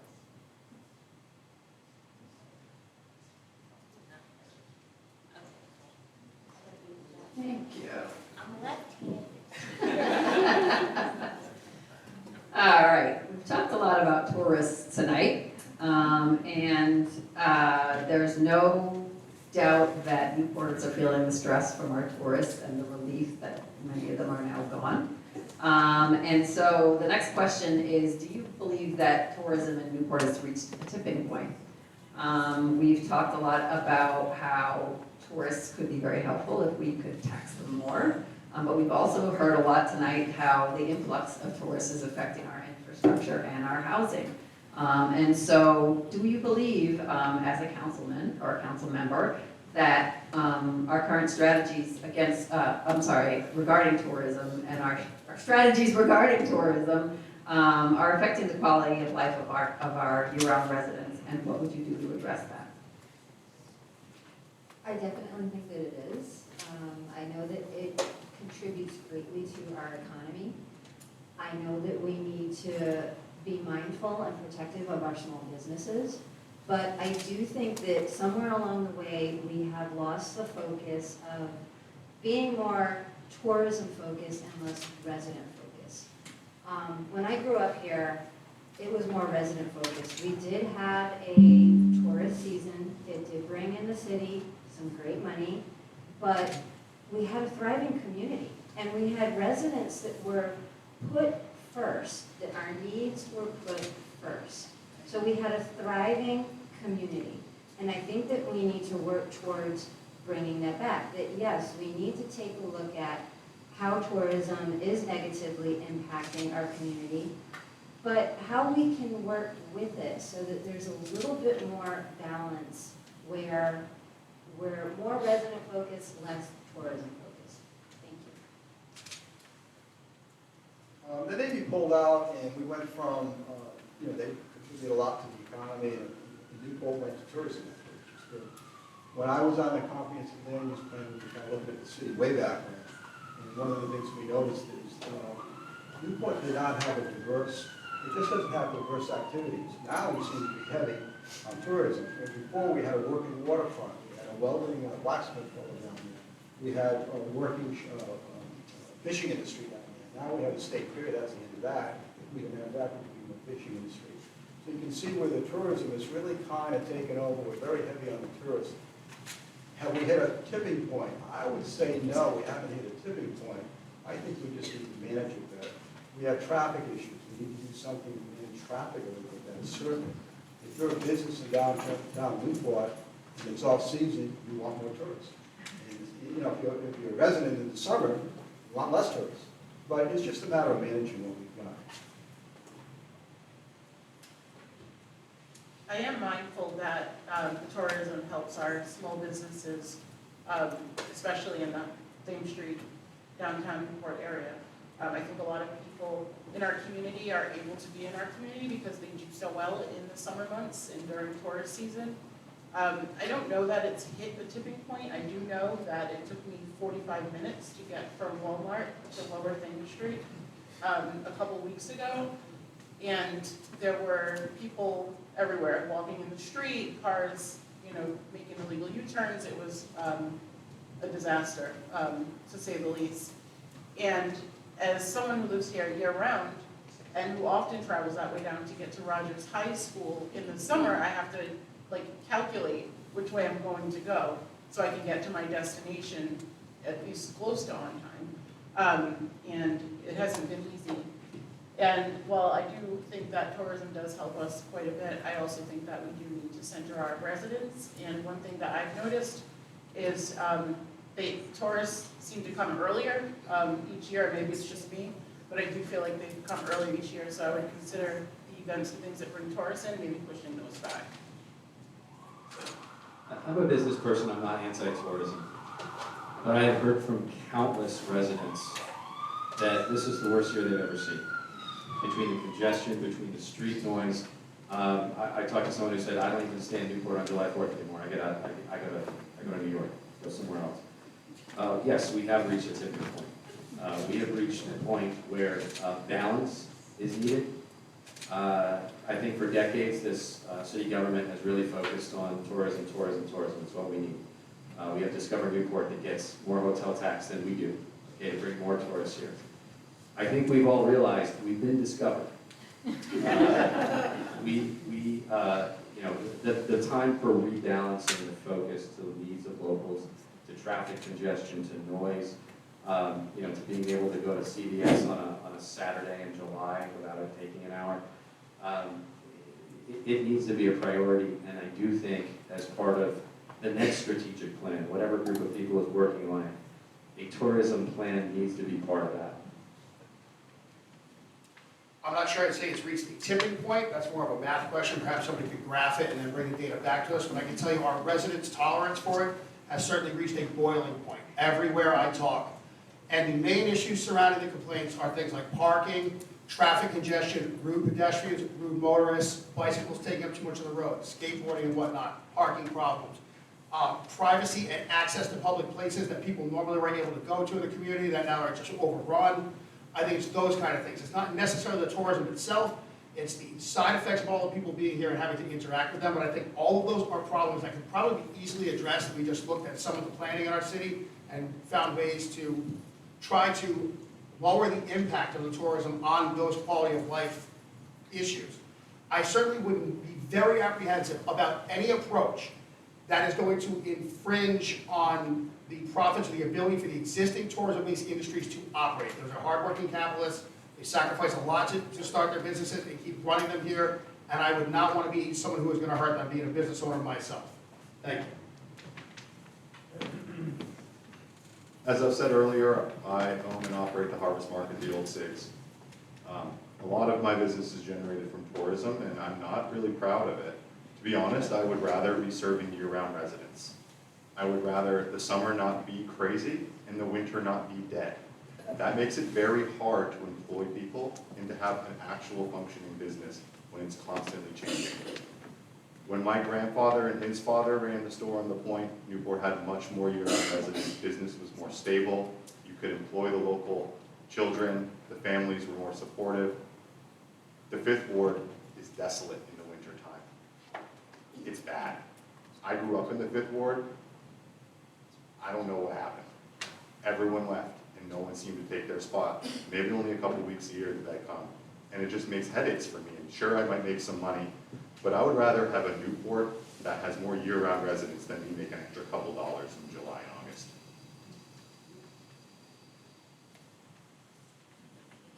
I think tourism is fine, thank you. No, believe me, there definitely needs to be a balance struck between residents and tourists, and we are trying to do that, as best we can. One of the problems that I see with the tourism is it's really the day trippers that come to Newport more than anything else. I've noticed in the past 3 to 4 years, working and spending most of my days right in the middle of downtown, is the daytime traffic that's the problem, as more opposed to the nighttime traffic, believe it or not. So we have people that come in, and the problem is they're coming in and not spending money in Newport. So. And what I do, when I go downtown, I'm looking at people that are walking down the streets. Are they carrying bags? Are those retail bags? Are they spending money? Do they have takeout from restaurants? And a lot of times I don't see that. And I think that's really an issue that we're having. I don't have an answer to change that, unfortunately. We live in a beautiful part of the world, and up and down the East Coast, these are problems that many, many cities, and especially waterfront cities, have. Newport is a tourist town. We're not getting away from that. But at the same time, if you listen to what all the candidates have said, I think you can hear a common theme, and that's balance.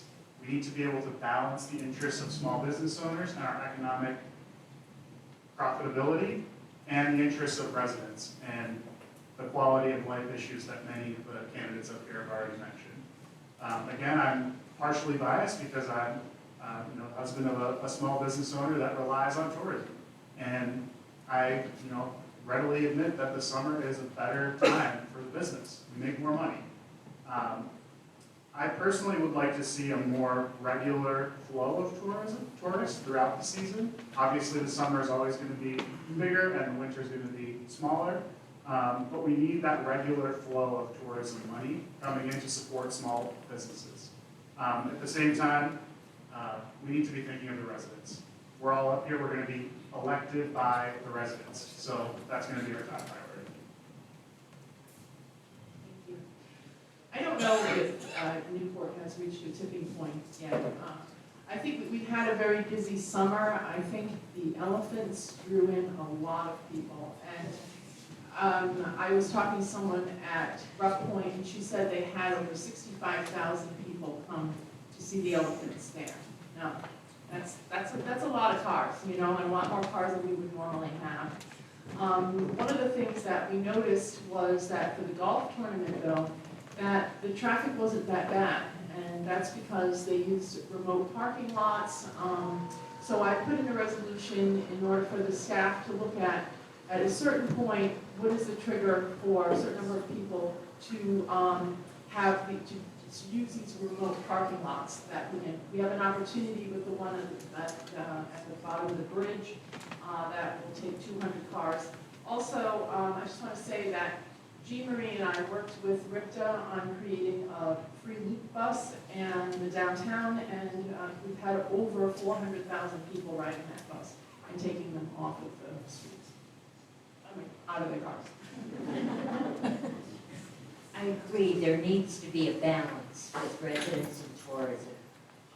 As we've grown larger and larger, and the events are larger and larger, I do think we need to make an investment probably in the areas of transportation.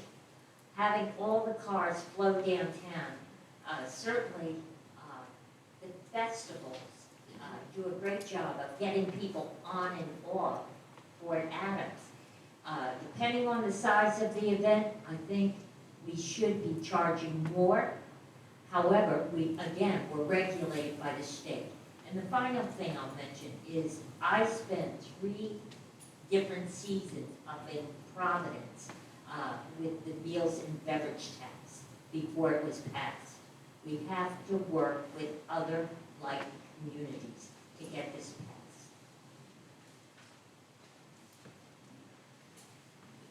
Landscape architect Frederick Olmsted stated back in the early 1900s that Newport, downtown Newport, is going to have traffic problems. So I 100% agree that we need to have a better public transit system.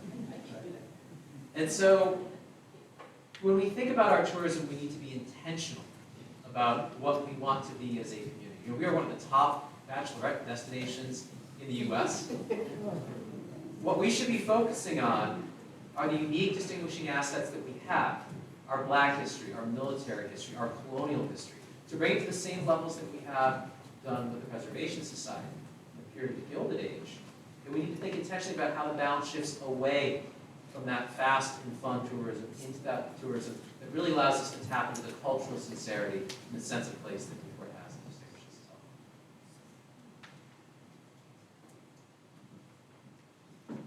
All right, I've been informed this is the last question. Mr. Villasentis, we're going to talk about the beach. Don't get me going. I think you're already going. What do you believe the future of Easton's Beach should look like? Do you think that a private-public partnership is the future of Easton's Beach? Or, sorry, do you think that a public-private partnership for the future of Easton's Beach is possible?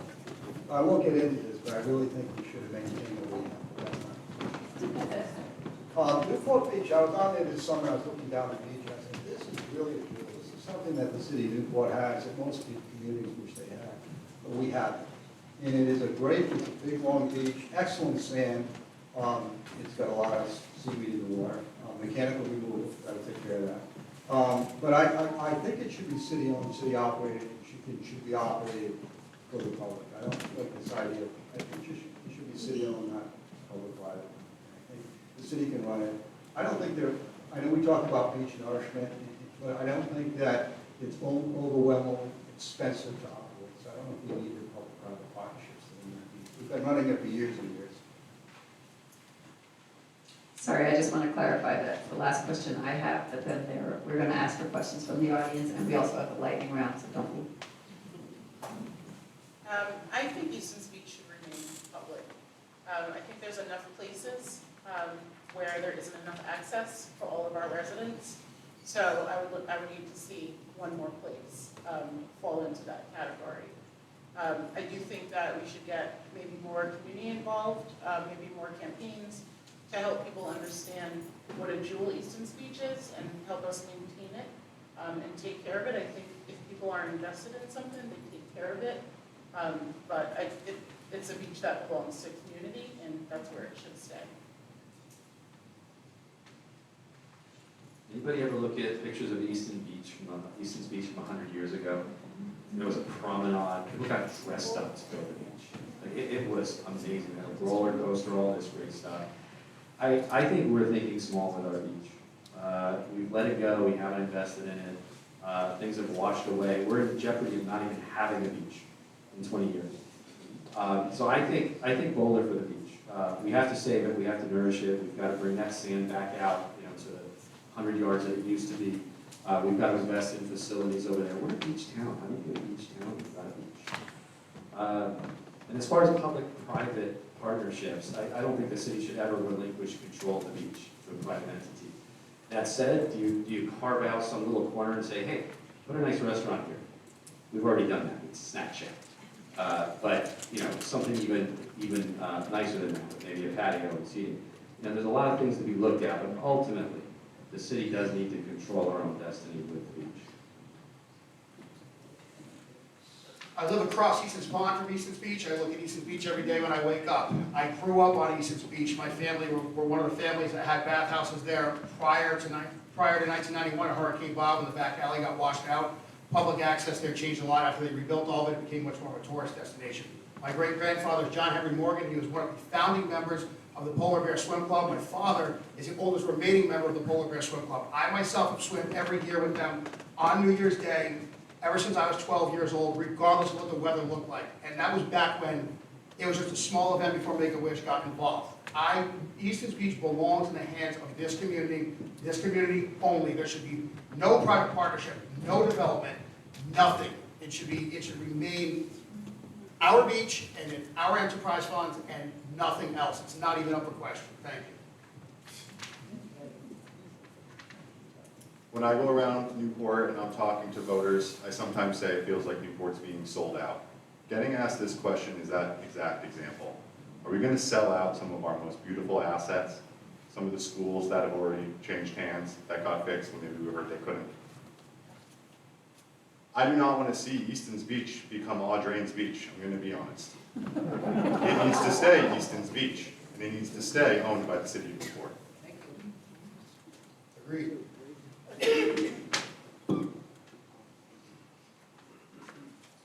Well, we know Easton's Beach needs a lot of work, right? We know the city doesn't have the money to do that work. Why I would never sell Easton's Beach out to a private entity, we would be remiss at least not to have a conversation with someone that might want to invest money in that beach. Now, I'm not saying we turn over any of the money that we might make. I'm not saying we turn the parking revenue that we get to a private company. I'm not saying we turn the Snack Shack into a private company. But if somebody wants to donate a building, if somebody wants to donate brand new beach houses, are we going to be like, no, we don't want your money, we'll try to find it ourselves, and then we're going to run it into the ground like we've done over the last 30, 40 years. What I would like to do is find whoever built the buildings that are down there right now, the ones that are still standing, and build any new structures for sure. That's what I would like to see. I agree with Councilman Holder that we need to be at least open-minded to a public-private partnership. I, again, wouldn't be in favor of selling out the beach to Audrain, for instance, but we need to be open to the possibility that private businesses might be willing to invest money in the beach. To be honest, though, I think that the public-private ownership question is the least of our concerns. Newport is on the front lines of climate change. And if we don't take bold and brave action, as Councilman Romley mentioned, we will lose the beach. And that threatens our drinking water supply. So that, as someone running for Ward 2, Easton's Beach and Easton's Pond are in Ward 2. That would be my top environmental priority, is protecting our fresh water supply. I thought I was going to be in the minority saying I would kind of go for some public-private partnerships at the beach, only because it's going to cost us $35 million to fix that beach. Where are we going to get that kind of money? And, we're also, I don't see us building anything new on that beach. I see a lot of communities use movable buildings. They take buildings and put them in the summer, and then when there's a storm, they take them away.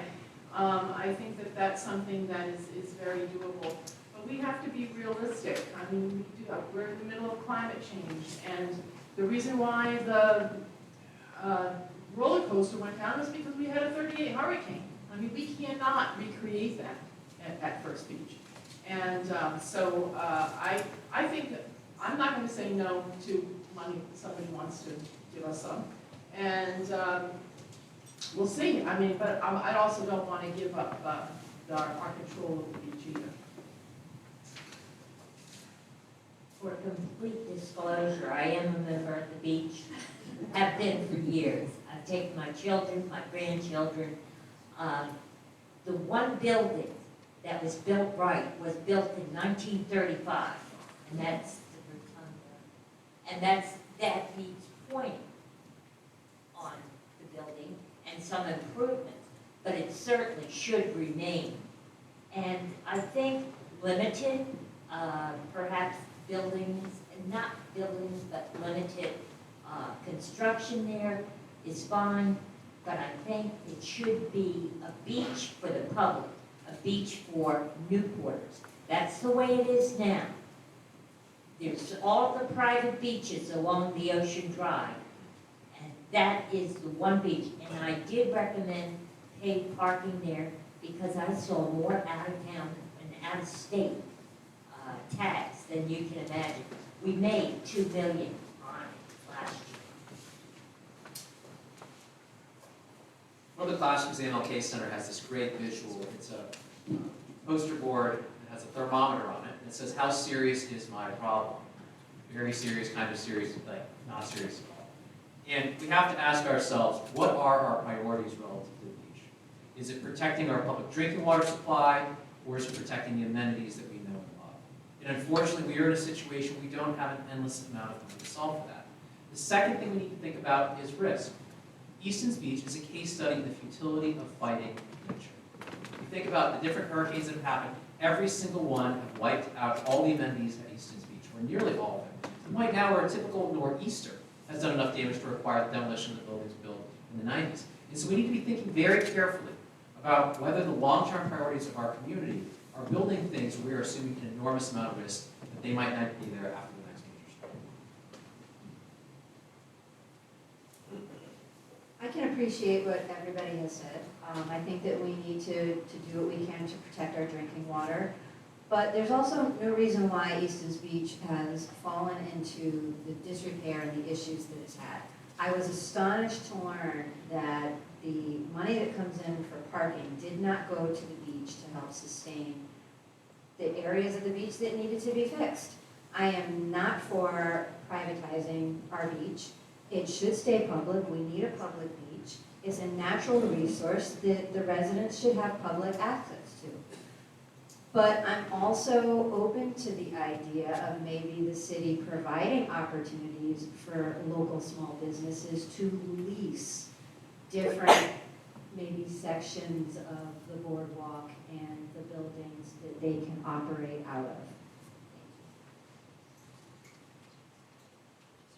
Thank you very much. We're going to take a quick 2-minute stretch. Someone is passing around cards. People who might have questions in the audience, we'll come back with that in our lightning round in 2 minutes.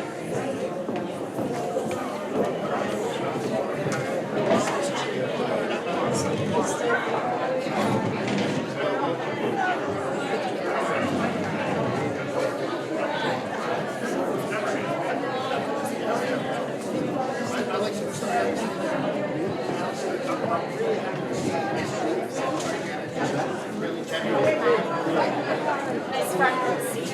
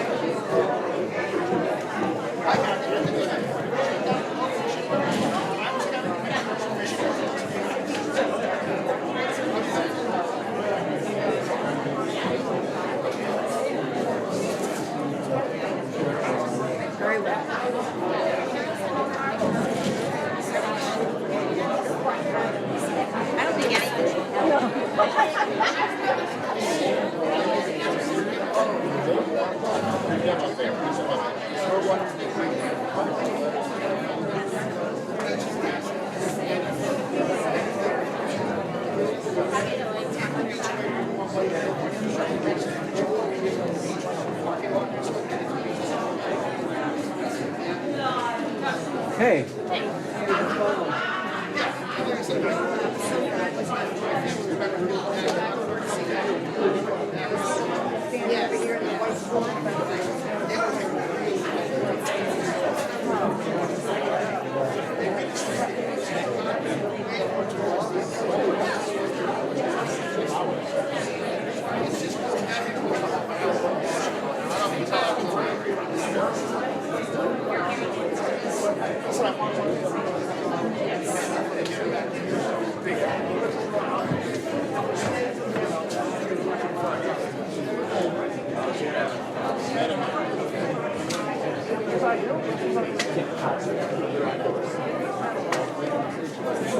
Yeah.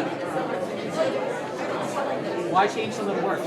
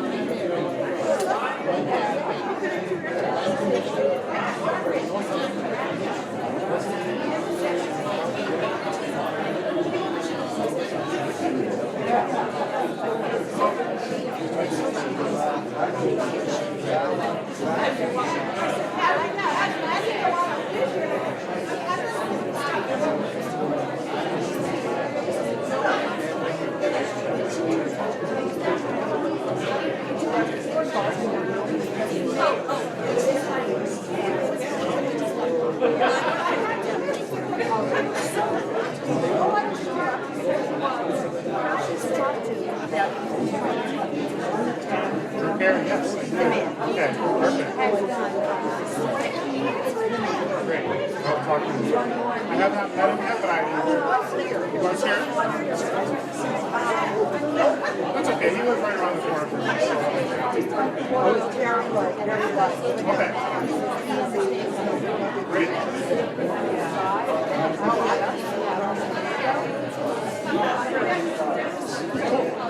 Thank you. Good to see you.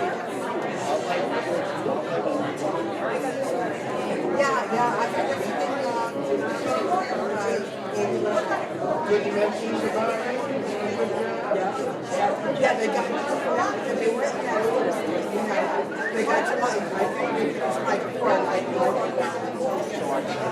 Yeah.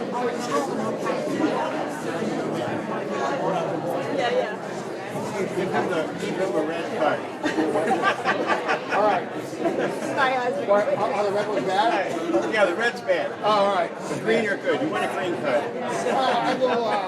I'll take what I want. It's funny to watch that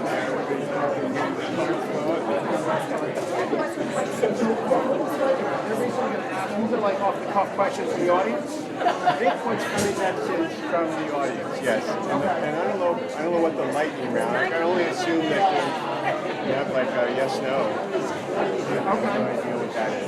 But yeah, when we came in, they gave cards to everybody. So you want to ask me? Right on the side. I'm Keith, by the way. John Walker. Pleasure to make your acquaintance. Where do you live? In Ward 2. Ward 2, okay. I also live in Ward 2. I was very lucky to see that it was contested and decided to go. Yeah. Decided to go at large. I'm going to run. Yeah, that many people running for one ward. Was just, all right, I guess I'll go at large. I think I know where you live. Right? Well, at the Eastern Beach, you said, right? Yeah, I'm right next to the basketball court at the park. Right, in the corner there. We're the property that sort of fits in, sort of doesn't down there. We're like, all right, the last of working class people down there. Like my family bought that house in the 1980s. The neighborhood was, I'm the only person left in the neighborhood that had a family, like little kids. My children sit at the bus stop for long. When I moved into that neighborhood when I was a little boy, my parents bought that house and moved us off of Carroll Avenue. That was a bustling neighborhood. We had our own right there back front. I think 20 teams from kids everywhere. And the way the housing and everything is changing this community. That's nice now. I know, it's complicated problem. To be honest with you, Really complicated. Really complicated. Very little we can do to solve it. There are a few things we can do to increase housing stock, to do little, affordable housing stock, marginally break the rest of the business out of hell of a lot. I think I need to go sit down. Yeah, good luck.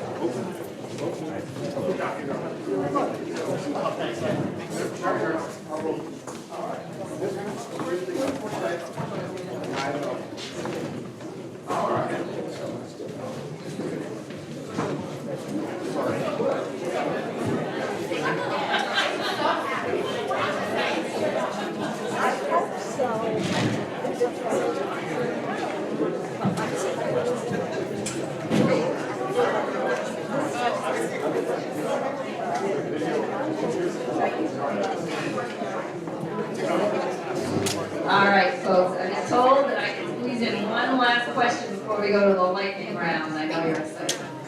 So, Ms. Ellen. I'm going to start with you, Ms. Ellen. Okay. Livable communities include essential features that allow residents of all ages and backgrounds to thrive.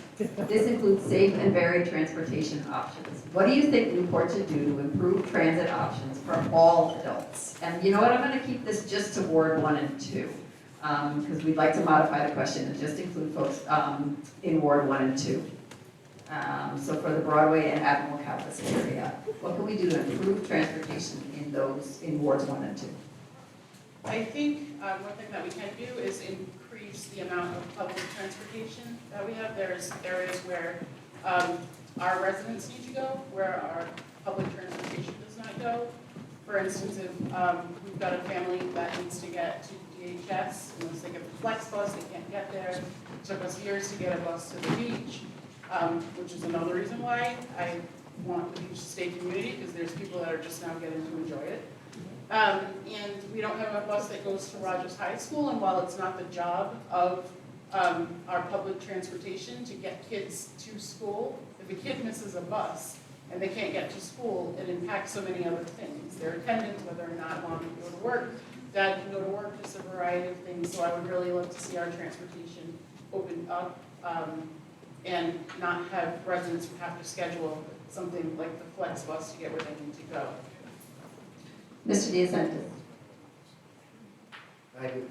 So Newport is small and manageable. One of the things my vision for the city is to be able, I can get to any place just about from my house within probably 20 minutes, unless I have to go to high school. But the point of the matter is we're small and manageable. So I would actually promote, I like to see the city as a place where you could walk from point A to point B, promote pedestrian, sidewalks, bicycles. You don't have to always get in the car and take up a parking space downtown.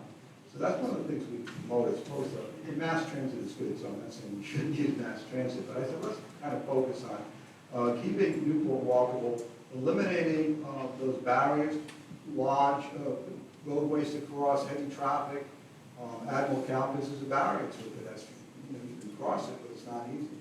I talked about the fence at the end of Halsey Street. I think only we have to get to that fence, you kind of stop. So we need to keep that in mind whenever we put any plans together for the city, make it accessible to everybody, even beyond foot. Councilman Segley?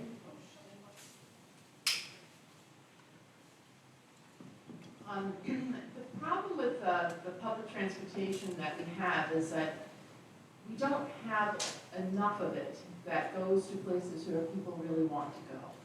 And we have these big buses that are hardly even full.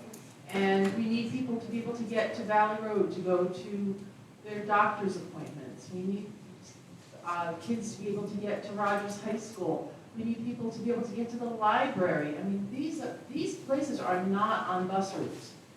And, you know, we don't have a direct line to Providence either. It takes a long time to get to Providence. We do have the ferry, which is a good thing. But there was one other thing I wanted to mention. I'm sorry.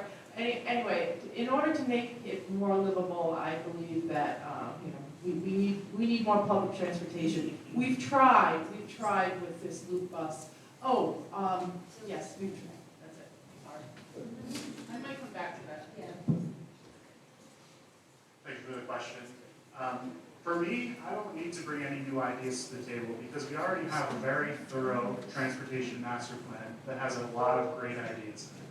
I'll touch on one in particular that I'm very enthused about. It's related to Memorial, and it's actually a road diet. Now, I know what a lot of you are thinking out there. Traffic is already, you know, at a breaking point for residents.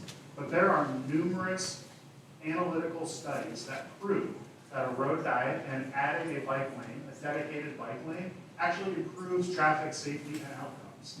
So I would be very interested to look into implementing that and many of the other suggestions in the Transportation Master Plan that so many residents and former and current city councilors put a lot of time and energy into creating. We have the plan. Let's make efforts to implement the recommendations from the plan.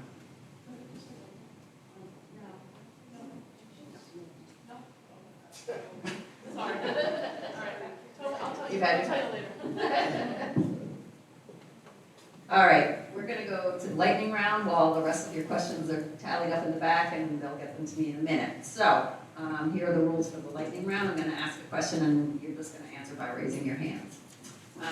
Question number 1, please raise your hand if you would support additional city dollars to fund the completion of the new Rogers High School.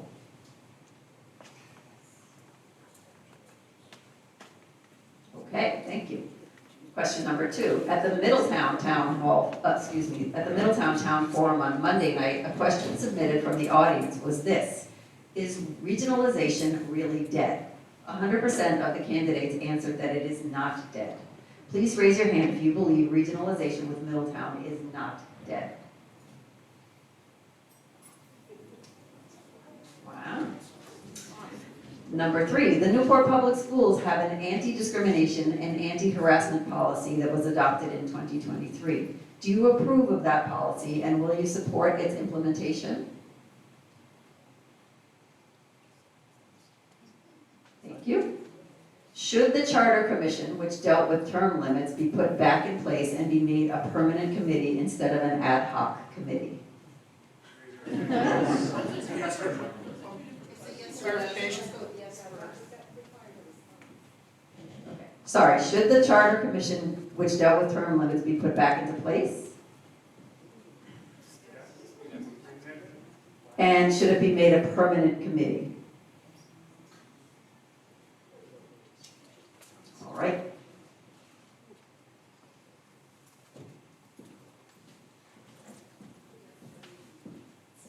We have 3 audience questions.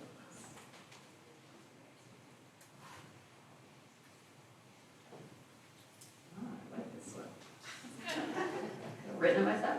How will you prioritize, let's see, sorry, Councilman Romley? 1 minute. 1 minute. Councilman Romley, how will you prioritize communication, transparency, and public input if elected? Folks should never be surprised by things that touch their lives. I think the situation we've had this past week with sewer bills, that never should have happened. So communication to the residents in both directions, flowing fluidly so that there are never any surprise on what the city council is doing, what our city administration is doing, but also being able to rapidly collect feedback from the residents. You know, a concept I had before I got this job 2 years ago was, wouldn't it be great if we had some kind of online platform where folks could instantly give their feedback in a survey form on things that city council are considering. We have some more primitive version of that with our Granicus system where you can leave comments on the docket. But I think that communication and transparency is absolutely critical. Nobody ever wants to feel like major decisions in the city are made in back rooms, and for reasons that you may not know. We should always be open and transparent. Yes. I believe transparency in government is absolutely paramount. You can't have effective government with accountability without transparency and without effective communication with the citizens. If we don't know what you're doing, then how can we be informed? I do believe that there could be programs through our communications department to better outreach and try to reach the community, particularly the younger people, people from my generation. I hear all the time people that are upset that something was passed, and they're like, how could this possibly happen? I say, well, it happened because you did not go to a city council meeting, you didn't ask somebody who was in the know, you did, it's right on the internet, you can look it up. There needs to be some sort of initiative through maybe social media or something like that to just send dumbed down information about exactly what is happening with city business and how it's going to affect those people, so they have the ability to engage and put their 2 cents in and then be informed on what's happening and possibly hold officials to a higher standard. That's really all I have to say on the matter. I am not running for city council for financial gain, and I am not running for city council to seek a higher office.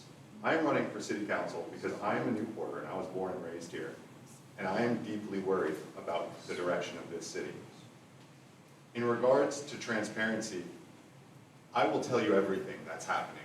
I will be the person, I'm young, I know social media, I know the internet.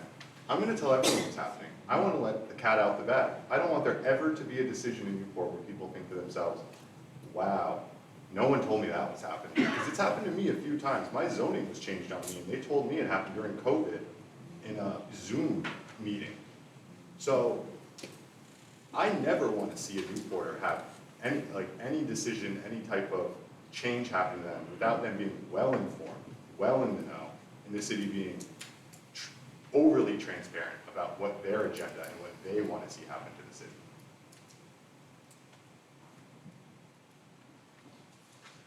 Recently, the city of Newport has done a better job of trying to open up communications with the residents. We just hired another,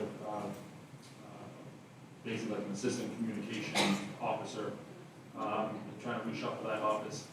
It's very important for the city, especially the City Hall administration, to get the word out when we do change things.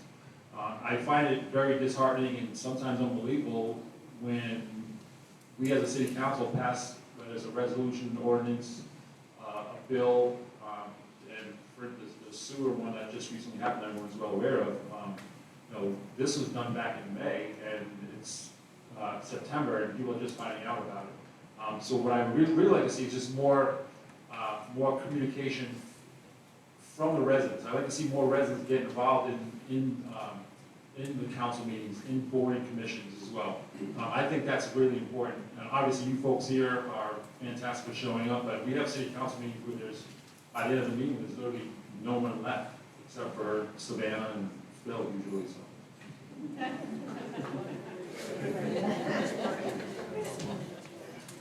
I agree with those who have answered already, that transparency and communication are critical. I think that's something that most of us out here would agree on.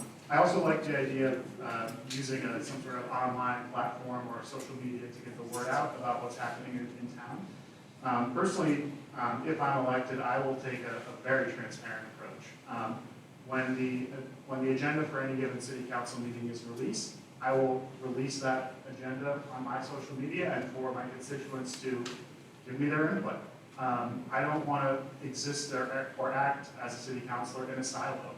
I want to hear the opinions of my constituents, my neighbors, the people who live here, and the decisions that I make will impact them. I think that the city council, and particularly members of the city council, need to lead by example in this area. We can't be reliant on city administration. We can't be reliant on the citizens who are already overburdened and exhausted by their own personal lives. We need to take the ownership and be communicative and transparent ourselves.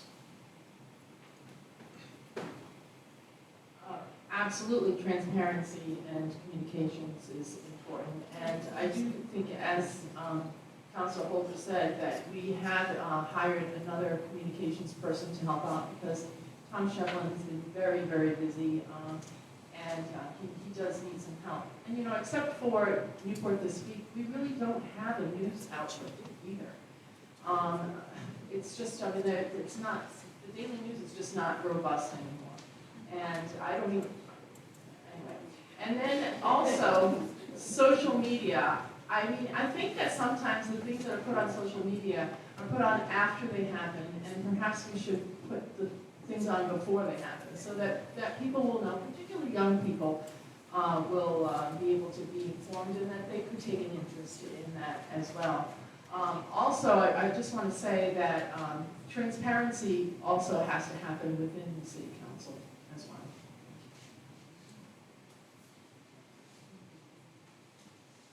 I certainly believe that transparency and communications, and I think it would be helpful to the public at large if, in fact, the most important issues, the issues that we know are going to generate some concern perhaps for some of our residents, should be put on the website.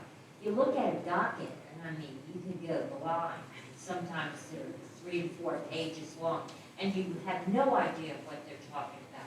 But the most important things, the things that will impact neighborhoods or residents or certain areas of the city, I think should be put out there so that the people that are concerned about it could show up at our meetings. I understand the younger people, why they don't necessarily show up. They're busy raising families and working all day. So, you know, it's difficult sometimes, particularly for family people to get to a council meeting. I'm glad we have them online now.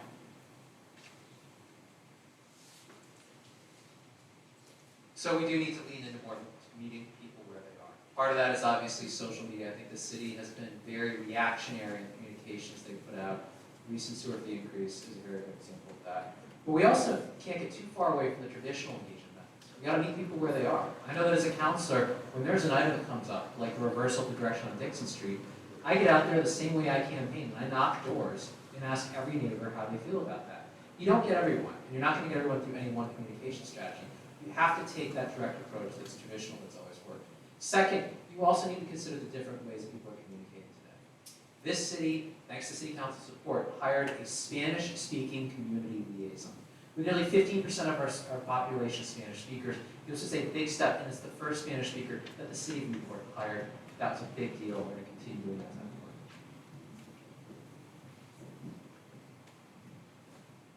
I definitely think that we can do more as far as transparency is concerned. I personally like to see forums where council comes before the people and the people can ask council questions and get real-time answers, instead of just coming before a council, voicing their opinion, and then not getting any feedback.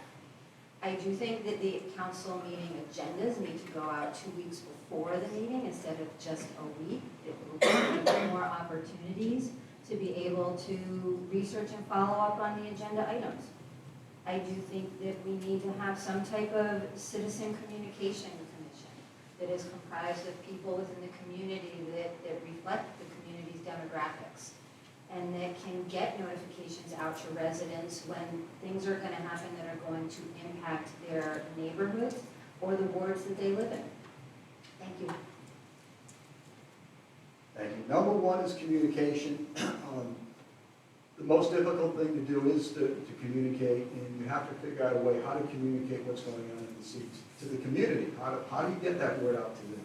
And then how do you get the community's input? How do you know what are the interests in the community? How do you get back into the city government so that we can make decisions that reflect the design of the community? So I think communication is number one. My experience, the best way is to get into a conversation. You have to get into literal, direct conversations with people. And that's different than someone having an open session in a meeting, school committee meeting, city council meeting, come on up and make some comments. The communication that you're going to get when you get into a direct conversation with someone off-site in city buildings is going to be very different and very likely. So I would say communication is number one. As far as transparency, that's important, but this is Newport. My experience is everybody knows everything. Anyway, no, they do. And so what you really need to do is, transparency will give you that same information, but much quicker. So I don't think they're really any secrets that you're talking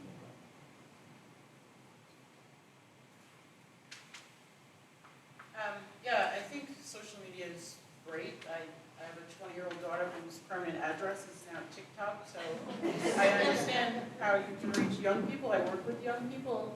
But one thing I do think we need to think about is the multiple ways to communicate. Not everyone is on social media. Not everyone has access to digital information. Maybe they can't log on to the website. And if you can log on to the website, it's a little tough to navigate. If you've done it less than probably 20 times, it's not an easy process. I do like the idea of door knocking, but I also like the idea of going where community is. A large part of our residents maybe can't get to city council, so there is no reason why council members can't go into places like Donovan Manor, go over to the Point, or off Broadway, wherever the people are, to get them the information that they need. I think it's something that we should consider. And I also think we should consider maybe making City Hall a little more welcoming to everyone. And I don't mean people that are there, but it's a little daunting trying to navigate through there.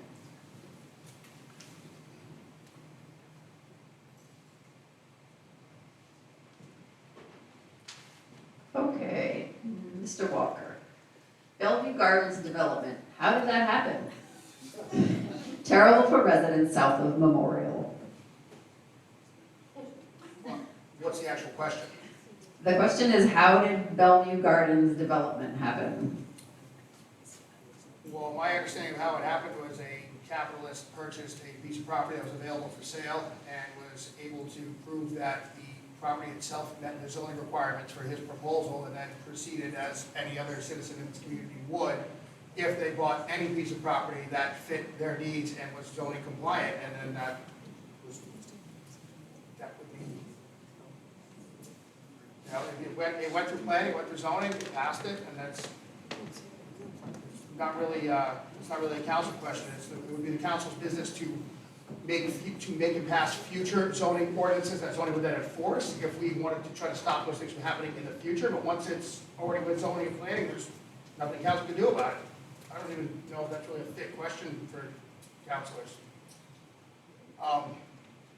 Unfortunately, I'm sorry, that's just my understanding of it. I would certainly like to try to put things in place in the future, certainly the public more engaged in that, maybe give the council and the city more mechanisms to try to stem things like that residents are upset about, but that just seems to be the fact of the matter. There goes my sign. That's all right, I don't, all right, if you insist. You insist. I would have to agree with what Mr. Walker said. From what I know, Stone Villa existed there. It was a Gilded Age mansion. The property taxes came in, couldn't afford it anymore. It went to disrepair, and then it was knocked down. So that site used to have a large building there, and the group man, whoever purchased it, decided, can I put a building back here? And the laws let him. So he did, and he had the money to do it. And I heard that the Ritz-Carlton just spent $98 million to get that contract, so.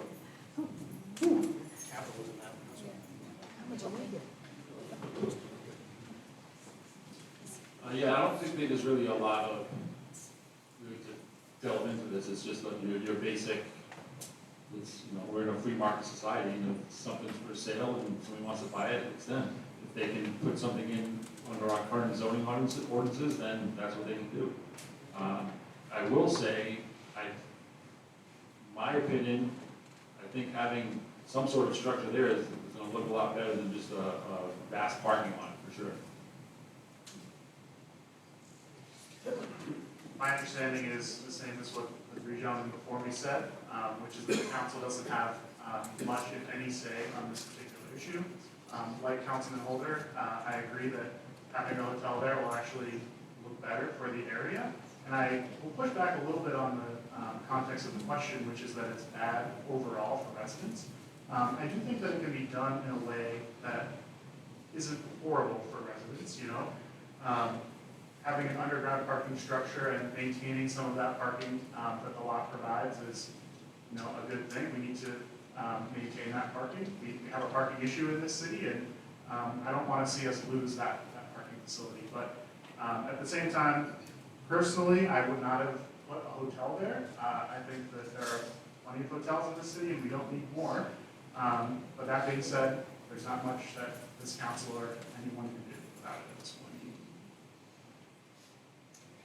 I really like this question because it comes up to me a lot. Like, how could you have allowed that in the city? And I had no control over it. And so I think it's good at a public forum to be actually to be able to express this and the truth that the council is really out of that process. And they have to go to the zoning board, sometimes go to planning board, the historic district commission, but the council is really not involved. I concur with the previous speakers. The council really does not interfere in planning and zoning. And that's the way it should be. You know, we've appointed people that learn their craft and they get up there and they go through zoning rules and planning documents. And I think we have given them that job to do, and we shouldn't interfere with it. Every person watching should have some reassurance that regardless of who gets elected to this council, we're going to be on the right track. An enormous amount of time can be wasted by a public body waiting in areas where we do not have authority to weigh in. I think that given the limited bandwidth that we all have, this is a very good sign that this council understands the structures in place right now. We focused on the big picture issues that this community needs to address. Great answer. Yes, thank you, Mr. Walker. I can appreciate your answer and the rest of the thoughts of the candidates. However, do we need another hotel in Newport? I think it's safe to say that we don't. I would like to see the ordinances looked at, our zoning, our planning ordinances, to find ways that we can maybe stop what happened with the Bellevue Gardens. We need more housing. We need less hotels. Thank you.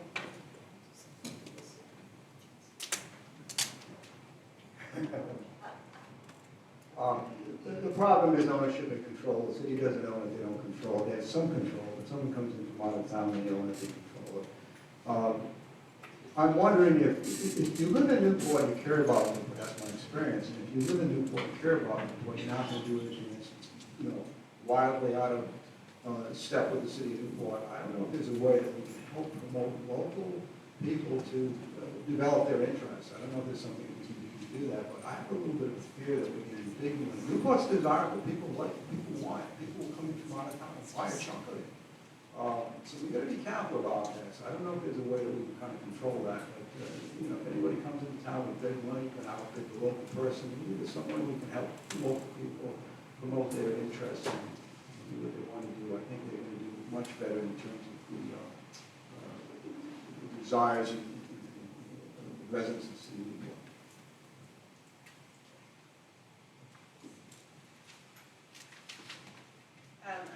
I do think the same thing. There was an opportunity to purchase something and someone purchased it, like they are legally allowed to do. I do want to hold up though that I think the question is more out of maybe a little frustration after we've been talking about housing and infrastructure and all the things that our community needs. It's understandable that people would be frustrated or upset about there being another hotel built in our community when we've just spent almost 3 hours talking about the needs of our community.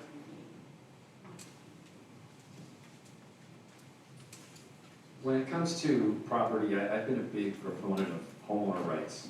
People should have a reasonable ability to alter, improve, and repair their land and their home and their property. That's just a general sense.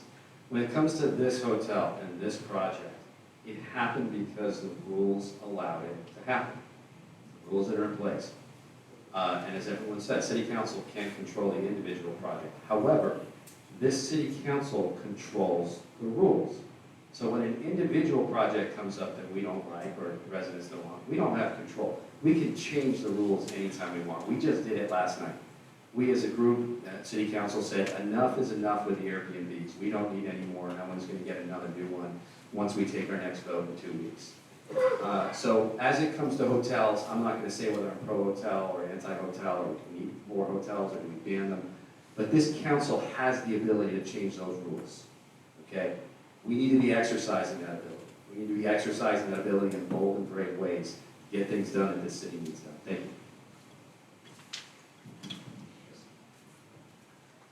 All right, last question, Mr. Martin. Large cities are able to impose limits on rent increases. Has Newport ever investigated this?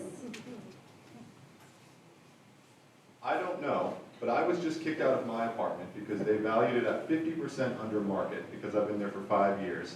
So they made an excuse to take away my first right of refusal, and take me to court to kick me out of my apartment. I can't believe I'm the only person, I don't think I'm the only person in Newport that probably happens to. So in terms of rent control, I don't know if I would be for it, but what I am against is landlords coming in and essentially kicking out the people who've been living and being good tenants and doing nothing wrong, all for them wanting more money.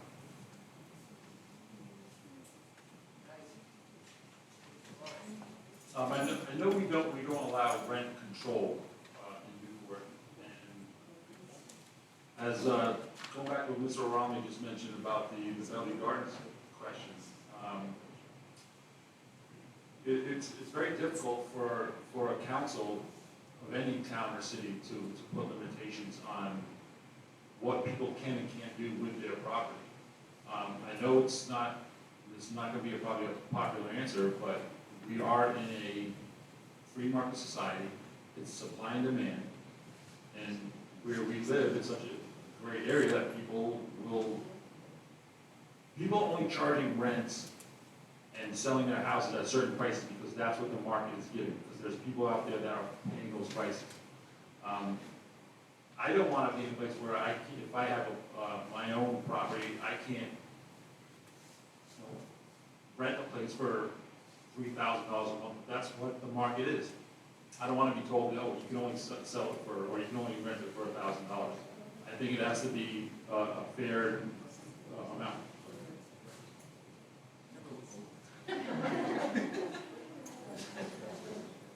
This is a great question. Thank you to whoever asked it. I'm a renter. I'm not sure if Newport's ever considered a cap on rent increases. I do know that at the state level, there's currently a special commission to reevaluate the Landlord and Tenants Act.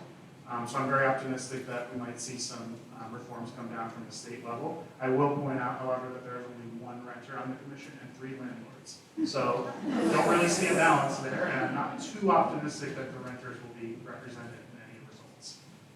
Personally, I'm in favor of something like a tenant's bill of rights that clearly outlines for renters what their rights are. Personally, I agree with Councilman Holder that we're in a free market society, but the government has a role to play here. And we can make some sensible guardrails to ensure that people aren't getting kicked out of their apartments unnecessarily. People aren't being exposed to unnecessarily high increases to their rent. So that's all I have to say about that. I wouldn't be opposed to looking at some sort of rent control. I don't believe that we actually have done that. So that ever since I've been on the council, I don't think we've ever been proposed. But this is sort of a new situation we're in now.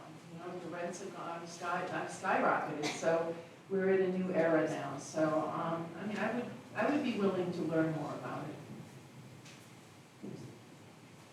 I really don't know enough about it as far as rent controls. I know they have them in New York, but we're a free society, and I certainly, it is the supply and demand.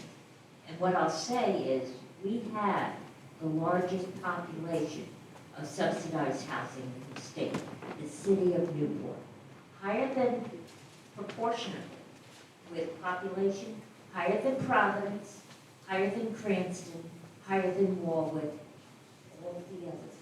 So I think we really need to have some teeth put into some of that and ease up on the supply. There has to be housing available for young people, and there's not right now. And that is really unfortunate. Look, it's not neighbors competing against neighbors that are the primary driver of these rent increases. It's the fact that we have allowed our residential homes to be used for commercial purposes. And so a neighbor is not competing against somebody who is also in the same income bracket as them. They are competing against somebody from New York, Connecticut, who was in here for a summer, who has turned that property into a short-term rental, who's figured out that they can commercialize their residential property. And so I think our power to control rents, our greatest power, is on cracking down on that. At a recent council meeting, Councilor Lima proposed a closer look at seasonal rentals. This is the loophole that exists right now. It is driving an enormous amount of rental increases that we're seeing in the city.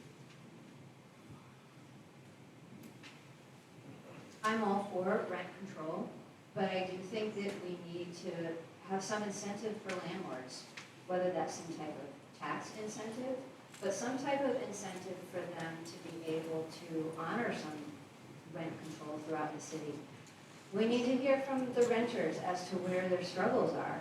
But I also think that, there needs to be incentives for landlords to focus on renting to year-round individuals that work in Newport, because that seems to be the biggest issue, is that our working individuals, especially police, fire, hospital, teachers, that can't afford to live here, whether that's to buy a house or to be able to rent. So I think if we have some type of incentives for landlords to be able to make that happen, I think that will help the situation.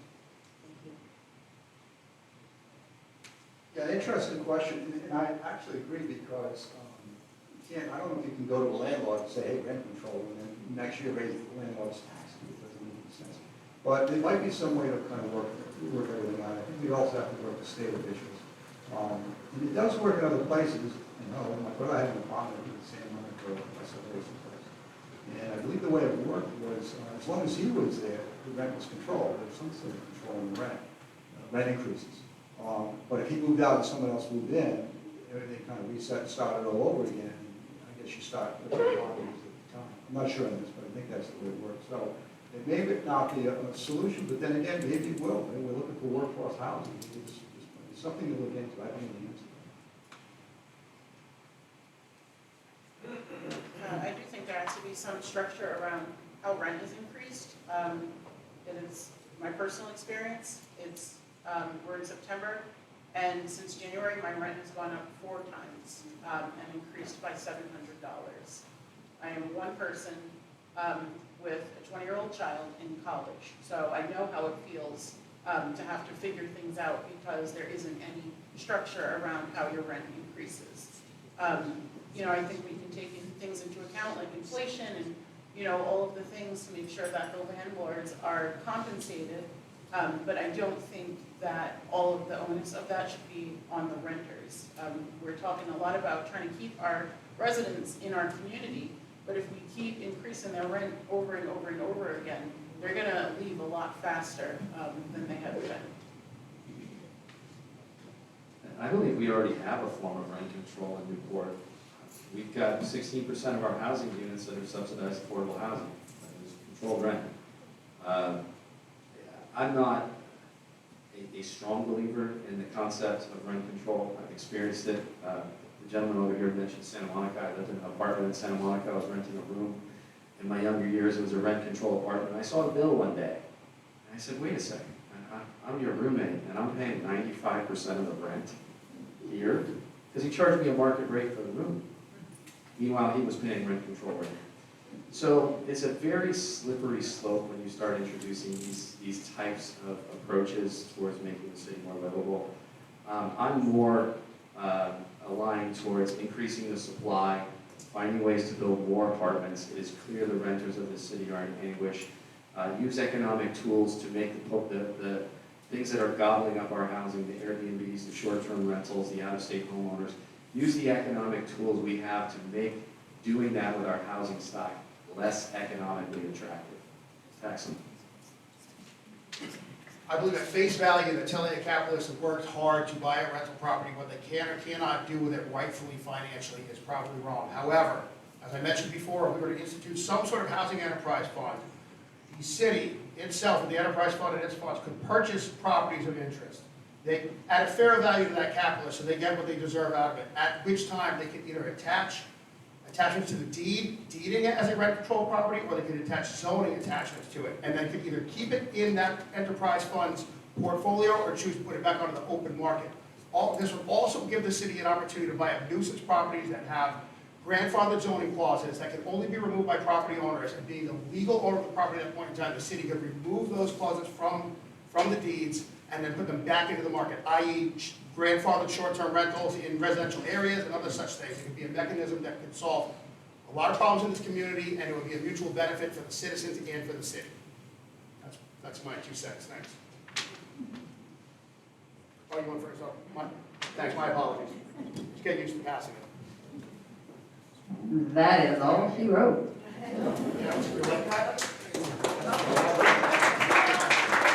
That is not all she wrote. Not even close. We have 90-second closing statements.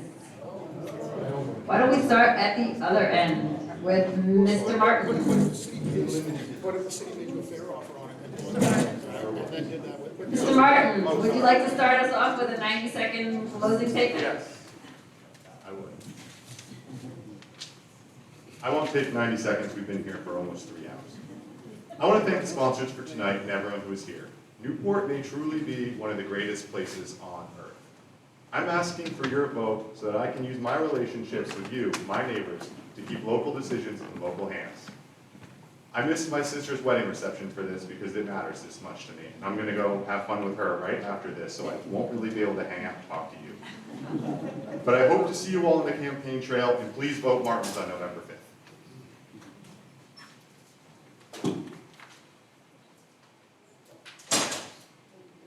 Walker? I thought we go. Oh, it goes back? Oh, my apologies. Well, I don't think I need 90 seconds. I think the main reason why I'm here is to just try to bring out-of-the-box solutions and common sense solutions for problems that are facing this community, so that 30 years from now, when my 5 children are sitting in this seat or in that seat, they still have a community left. While I'm doing that, if I can do things that help a dad like me maintain the ability to stay here, and for my small businesses to thrive, and for me to be able to afford to be here, so that I can put food in those kids' mouths and nourish them and help them grow their citizenship in this community so that they can end up in that seat someday, that's a great side benefit. But realistically, I care about the future of this community, common sense, long-term problems. That's really the only reason I'm here. Anybody that would like to discuss any ideas with me, get to know me, anything like that, please reach out. I have a website, I have a phone number, I have friends, I live right here in town, and I'll talk to anybody about anything you want to talk about. Thank you very much and have a good evening. Thank you all for coming, and thank everybody who put this together for having me. I appreciate it. I'd like to thank all the folks who supported me the last time around to put me here. I loved my last year and a half, 2 years in city council. I really enjoyed it. I've met a lot of great people, folks that I wouldn't normally cross paths with. And you know, if you see the campaign material, right, it's that Jet guy with the Newport for Locals first thing, right? What does that mean? What does Newport for Locals first mean? I want to explain that. To me, everybody in this city has an equal voice. Whether you live in the North End or whether you live on K Street or the 5th Ward, we're fortunate enough to have a house on the south end of the island on the Ocean Drive. All of our voices are equal in this city. We're all equal in this city. What makes a Newporter? In my opinion, a Newporter is somebody who has chosen to create a life here, to live here, and to be part of this community. Whether you've been here for a week and just moved here from California, or you've been here for 3 generations, you're going to have some great stories. But to me, a Newporter is somebody who has chosen to make their life here. And we are all equal. We are all Newporters. What will I do if reelected to another term? I'm going to keep the same energy up I had the first term. I proposed more resolutions than any other city councilor in terms of changing policy, changing the way we do things to improve things for the residents, and to simply evolve our city into a more efficient operating place. Thank you very much. I really appreciate everyone that showed up tonight to sit for 3 hours and listen to us. It's been an experience. It's my first experience. I'm an 8th generation Newporter, and I watched my great-grandparents have to go into senior housing. I watched my grandparents get pushed out of their home into Middletown. I watched my mother get pushed out of her home into Middletown. And there's been a lot of moments where I wasn't sure that I would be able to maintain the roof over my head and my daughter's head. Newport is a beautiful place. Every resident that lives here deserves to thrive. We need to work collectively to make sure that that's happening. Newport is community. There's a great collaboration that goes on here. I think there's a lot of strengths in our community, but that's not to say that there aren't more things that we need to work on. There's an old African proverb that says, if you want to go fast, you go alone, but if you want to go further, you go together. And I think looking out and seeing all of you and all of the people that I've had the pleasure with and working with in some form or fashion that are sitting up here tonight, I know that that's a possibility, and I thank you for your time. I thank you for those of you that voted for me. I thank you for instilling that trust. That is not something that I take lightly. Trust is the foundation of all. I've always been a hard worker, and that's not going to change just because I get an elected seat. Thank you. And thanks to everybody that again put this on. It's great to look out there. Newport has a lot of concern, a lot of energy, so it's a good thing for our community. Before I continue, I have to step back. There was a question earlier about a Newport School Committee policy from 2023. And I was on the Newport School Committee. We went through the entire policy book. It took weeks. But I wasn't familiar with this policy, so I didn't vote. I kind of abstained, but it wasn't clear, so I want to make sure everybody understands. I'm an analytical guy. I like to understand things. I like data. I want to see how this policy changed from what we already have in the school committee policy books. So when they said, "Do you approve it?" I didn't know it, so I didn't approve it. But I didn't say yes, but I don't say no. I'm just saying, so I abstained. I didn't understand that. I've got a passion for the city of Newport. I represent the entire, as an elected official, I would consider that I represent the entire community, everybody. Even though I'm in the first ward, you got to represent everybody. Anything that happens in any part of the city really somewhat indirectly affects everybody else. When putting together some thoughts on the campaign, 2 things. Health and safety are always a given. After that, the debate is wide open. But again, health and safety, that's almost not even arguable. 2 things I came up with. One is, when we analyze issues, one is, and this is in terms of the community, all concerns are important and all votes are important. So if we look at everybody's concern and don't dismiss it, wait a minute, someone has a concern, that means they're really concerned about something. We have to consider that, and all votes are important. Those votes should be counted, should be very important, taken very seriously. Thank you.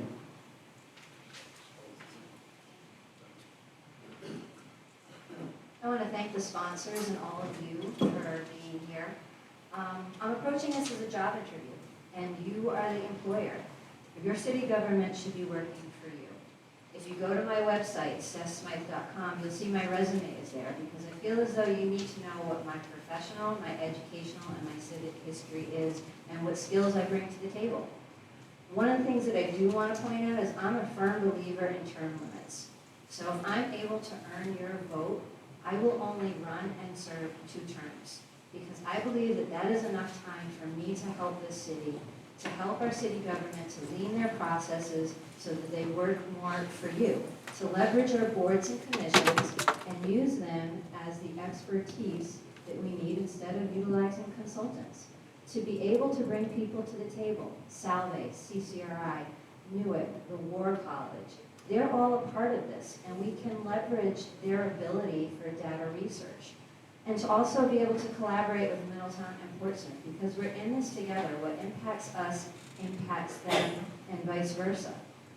But most importantly, we need to be future focused. We need to be thinking about 5, 10, 15, 20 years down the road, and what place we're leaving Newport in for the next generations. And we need to get them involved, because their voice is important.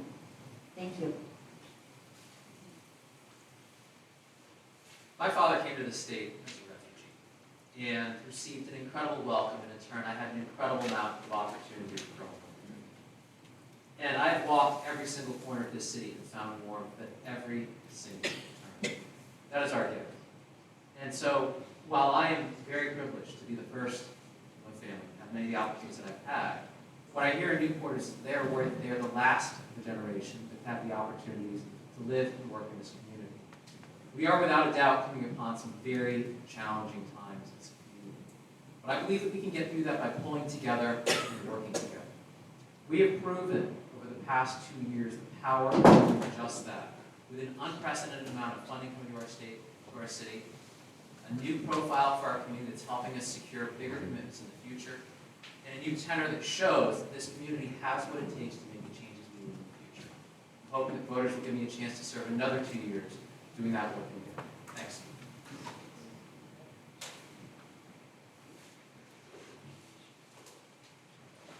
I want to thank everyone who came tonight, but also to recognize that Newport is a really special, unique, and generous place to live.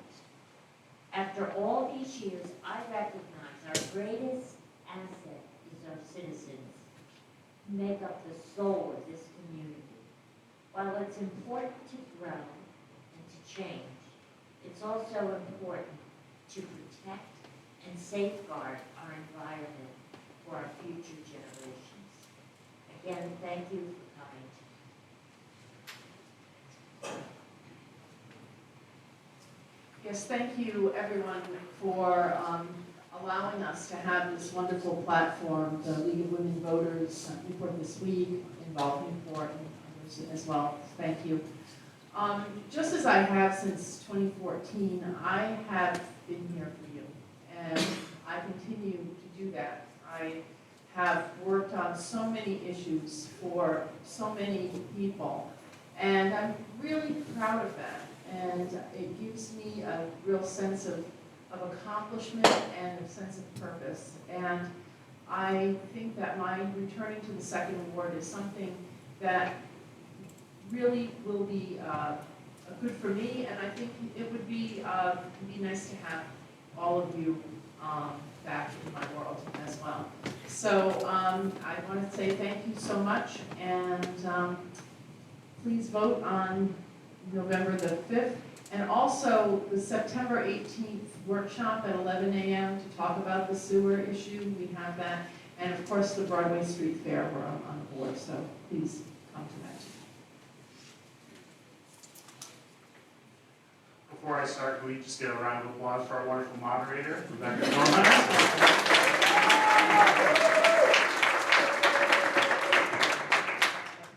I'd also like to thank all the candidates up here. I definitely am leaving feeling more optimistic. It seems like we have much more in common than we do that divides us.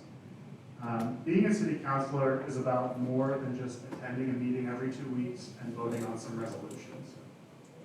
It's about working with state and federal partners to secure the necessary funding that we need to invest in this community. It's about actively listening to the small local business owners and the nonprofits who live and work here. It's about leading by example and de-escalating inflammatory rhetoric in search of common ground. And finally, and most importantly, it's about each and every one of you.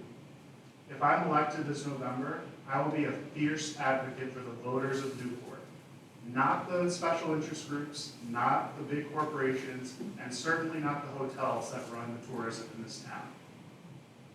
Thank you for the opportunity to share more about my vision and values with you tonight. Visit my website, natfornewport.com, to learn more about who I am and what I stand for. And I look forward to speaking with each and every one of you individually. And I hope that I can earn your vote and your trust this November. Thank you. Thanks to all of you for coming out tonight. I know it's been a long night, but this is half of a city council meeting, so it's nice. I do want to thank everyone on the panel as well. I was pleasantly surprised of listening to everyone's opinions and answers on on these questions, and we're just scratching the surface of what we're doing as council folks. There are a lot of other topics that we could have hit on, and there's a lot of topics that we could dig much deeper on as well, and hopefully we get those opportunities in the next couple months as we get closer to election day. But I just want you to know that as a two-term Ward 2 councilor, I love what I've been doing here with the city council. I enjoy it tremendously. I'm not a politician by any means. I just wanted to try to do something for the residents of Newport and try to make a difference. I think I have done that. I do that by listening.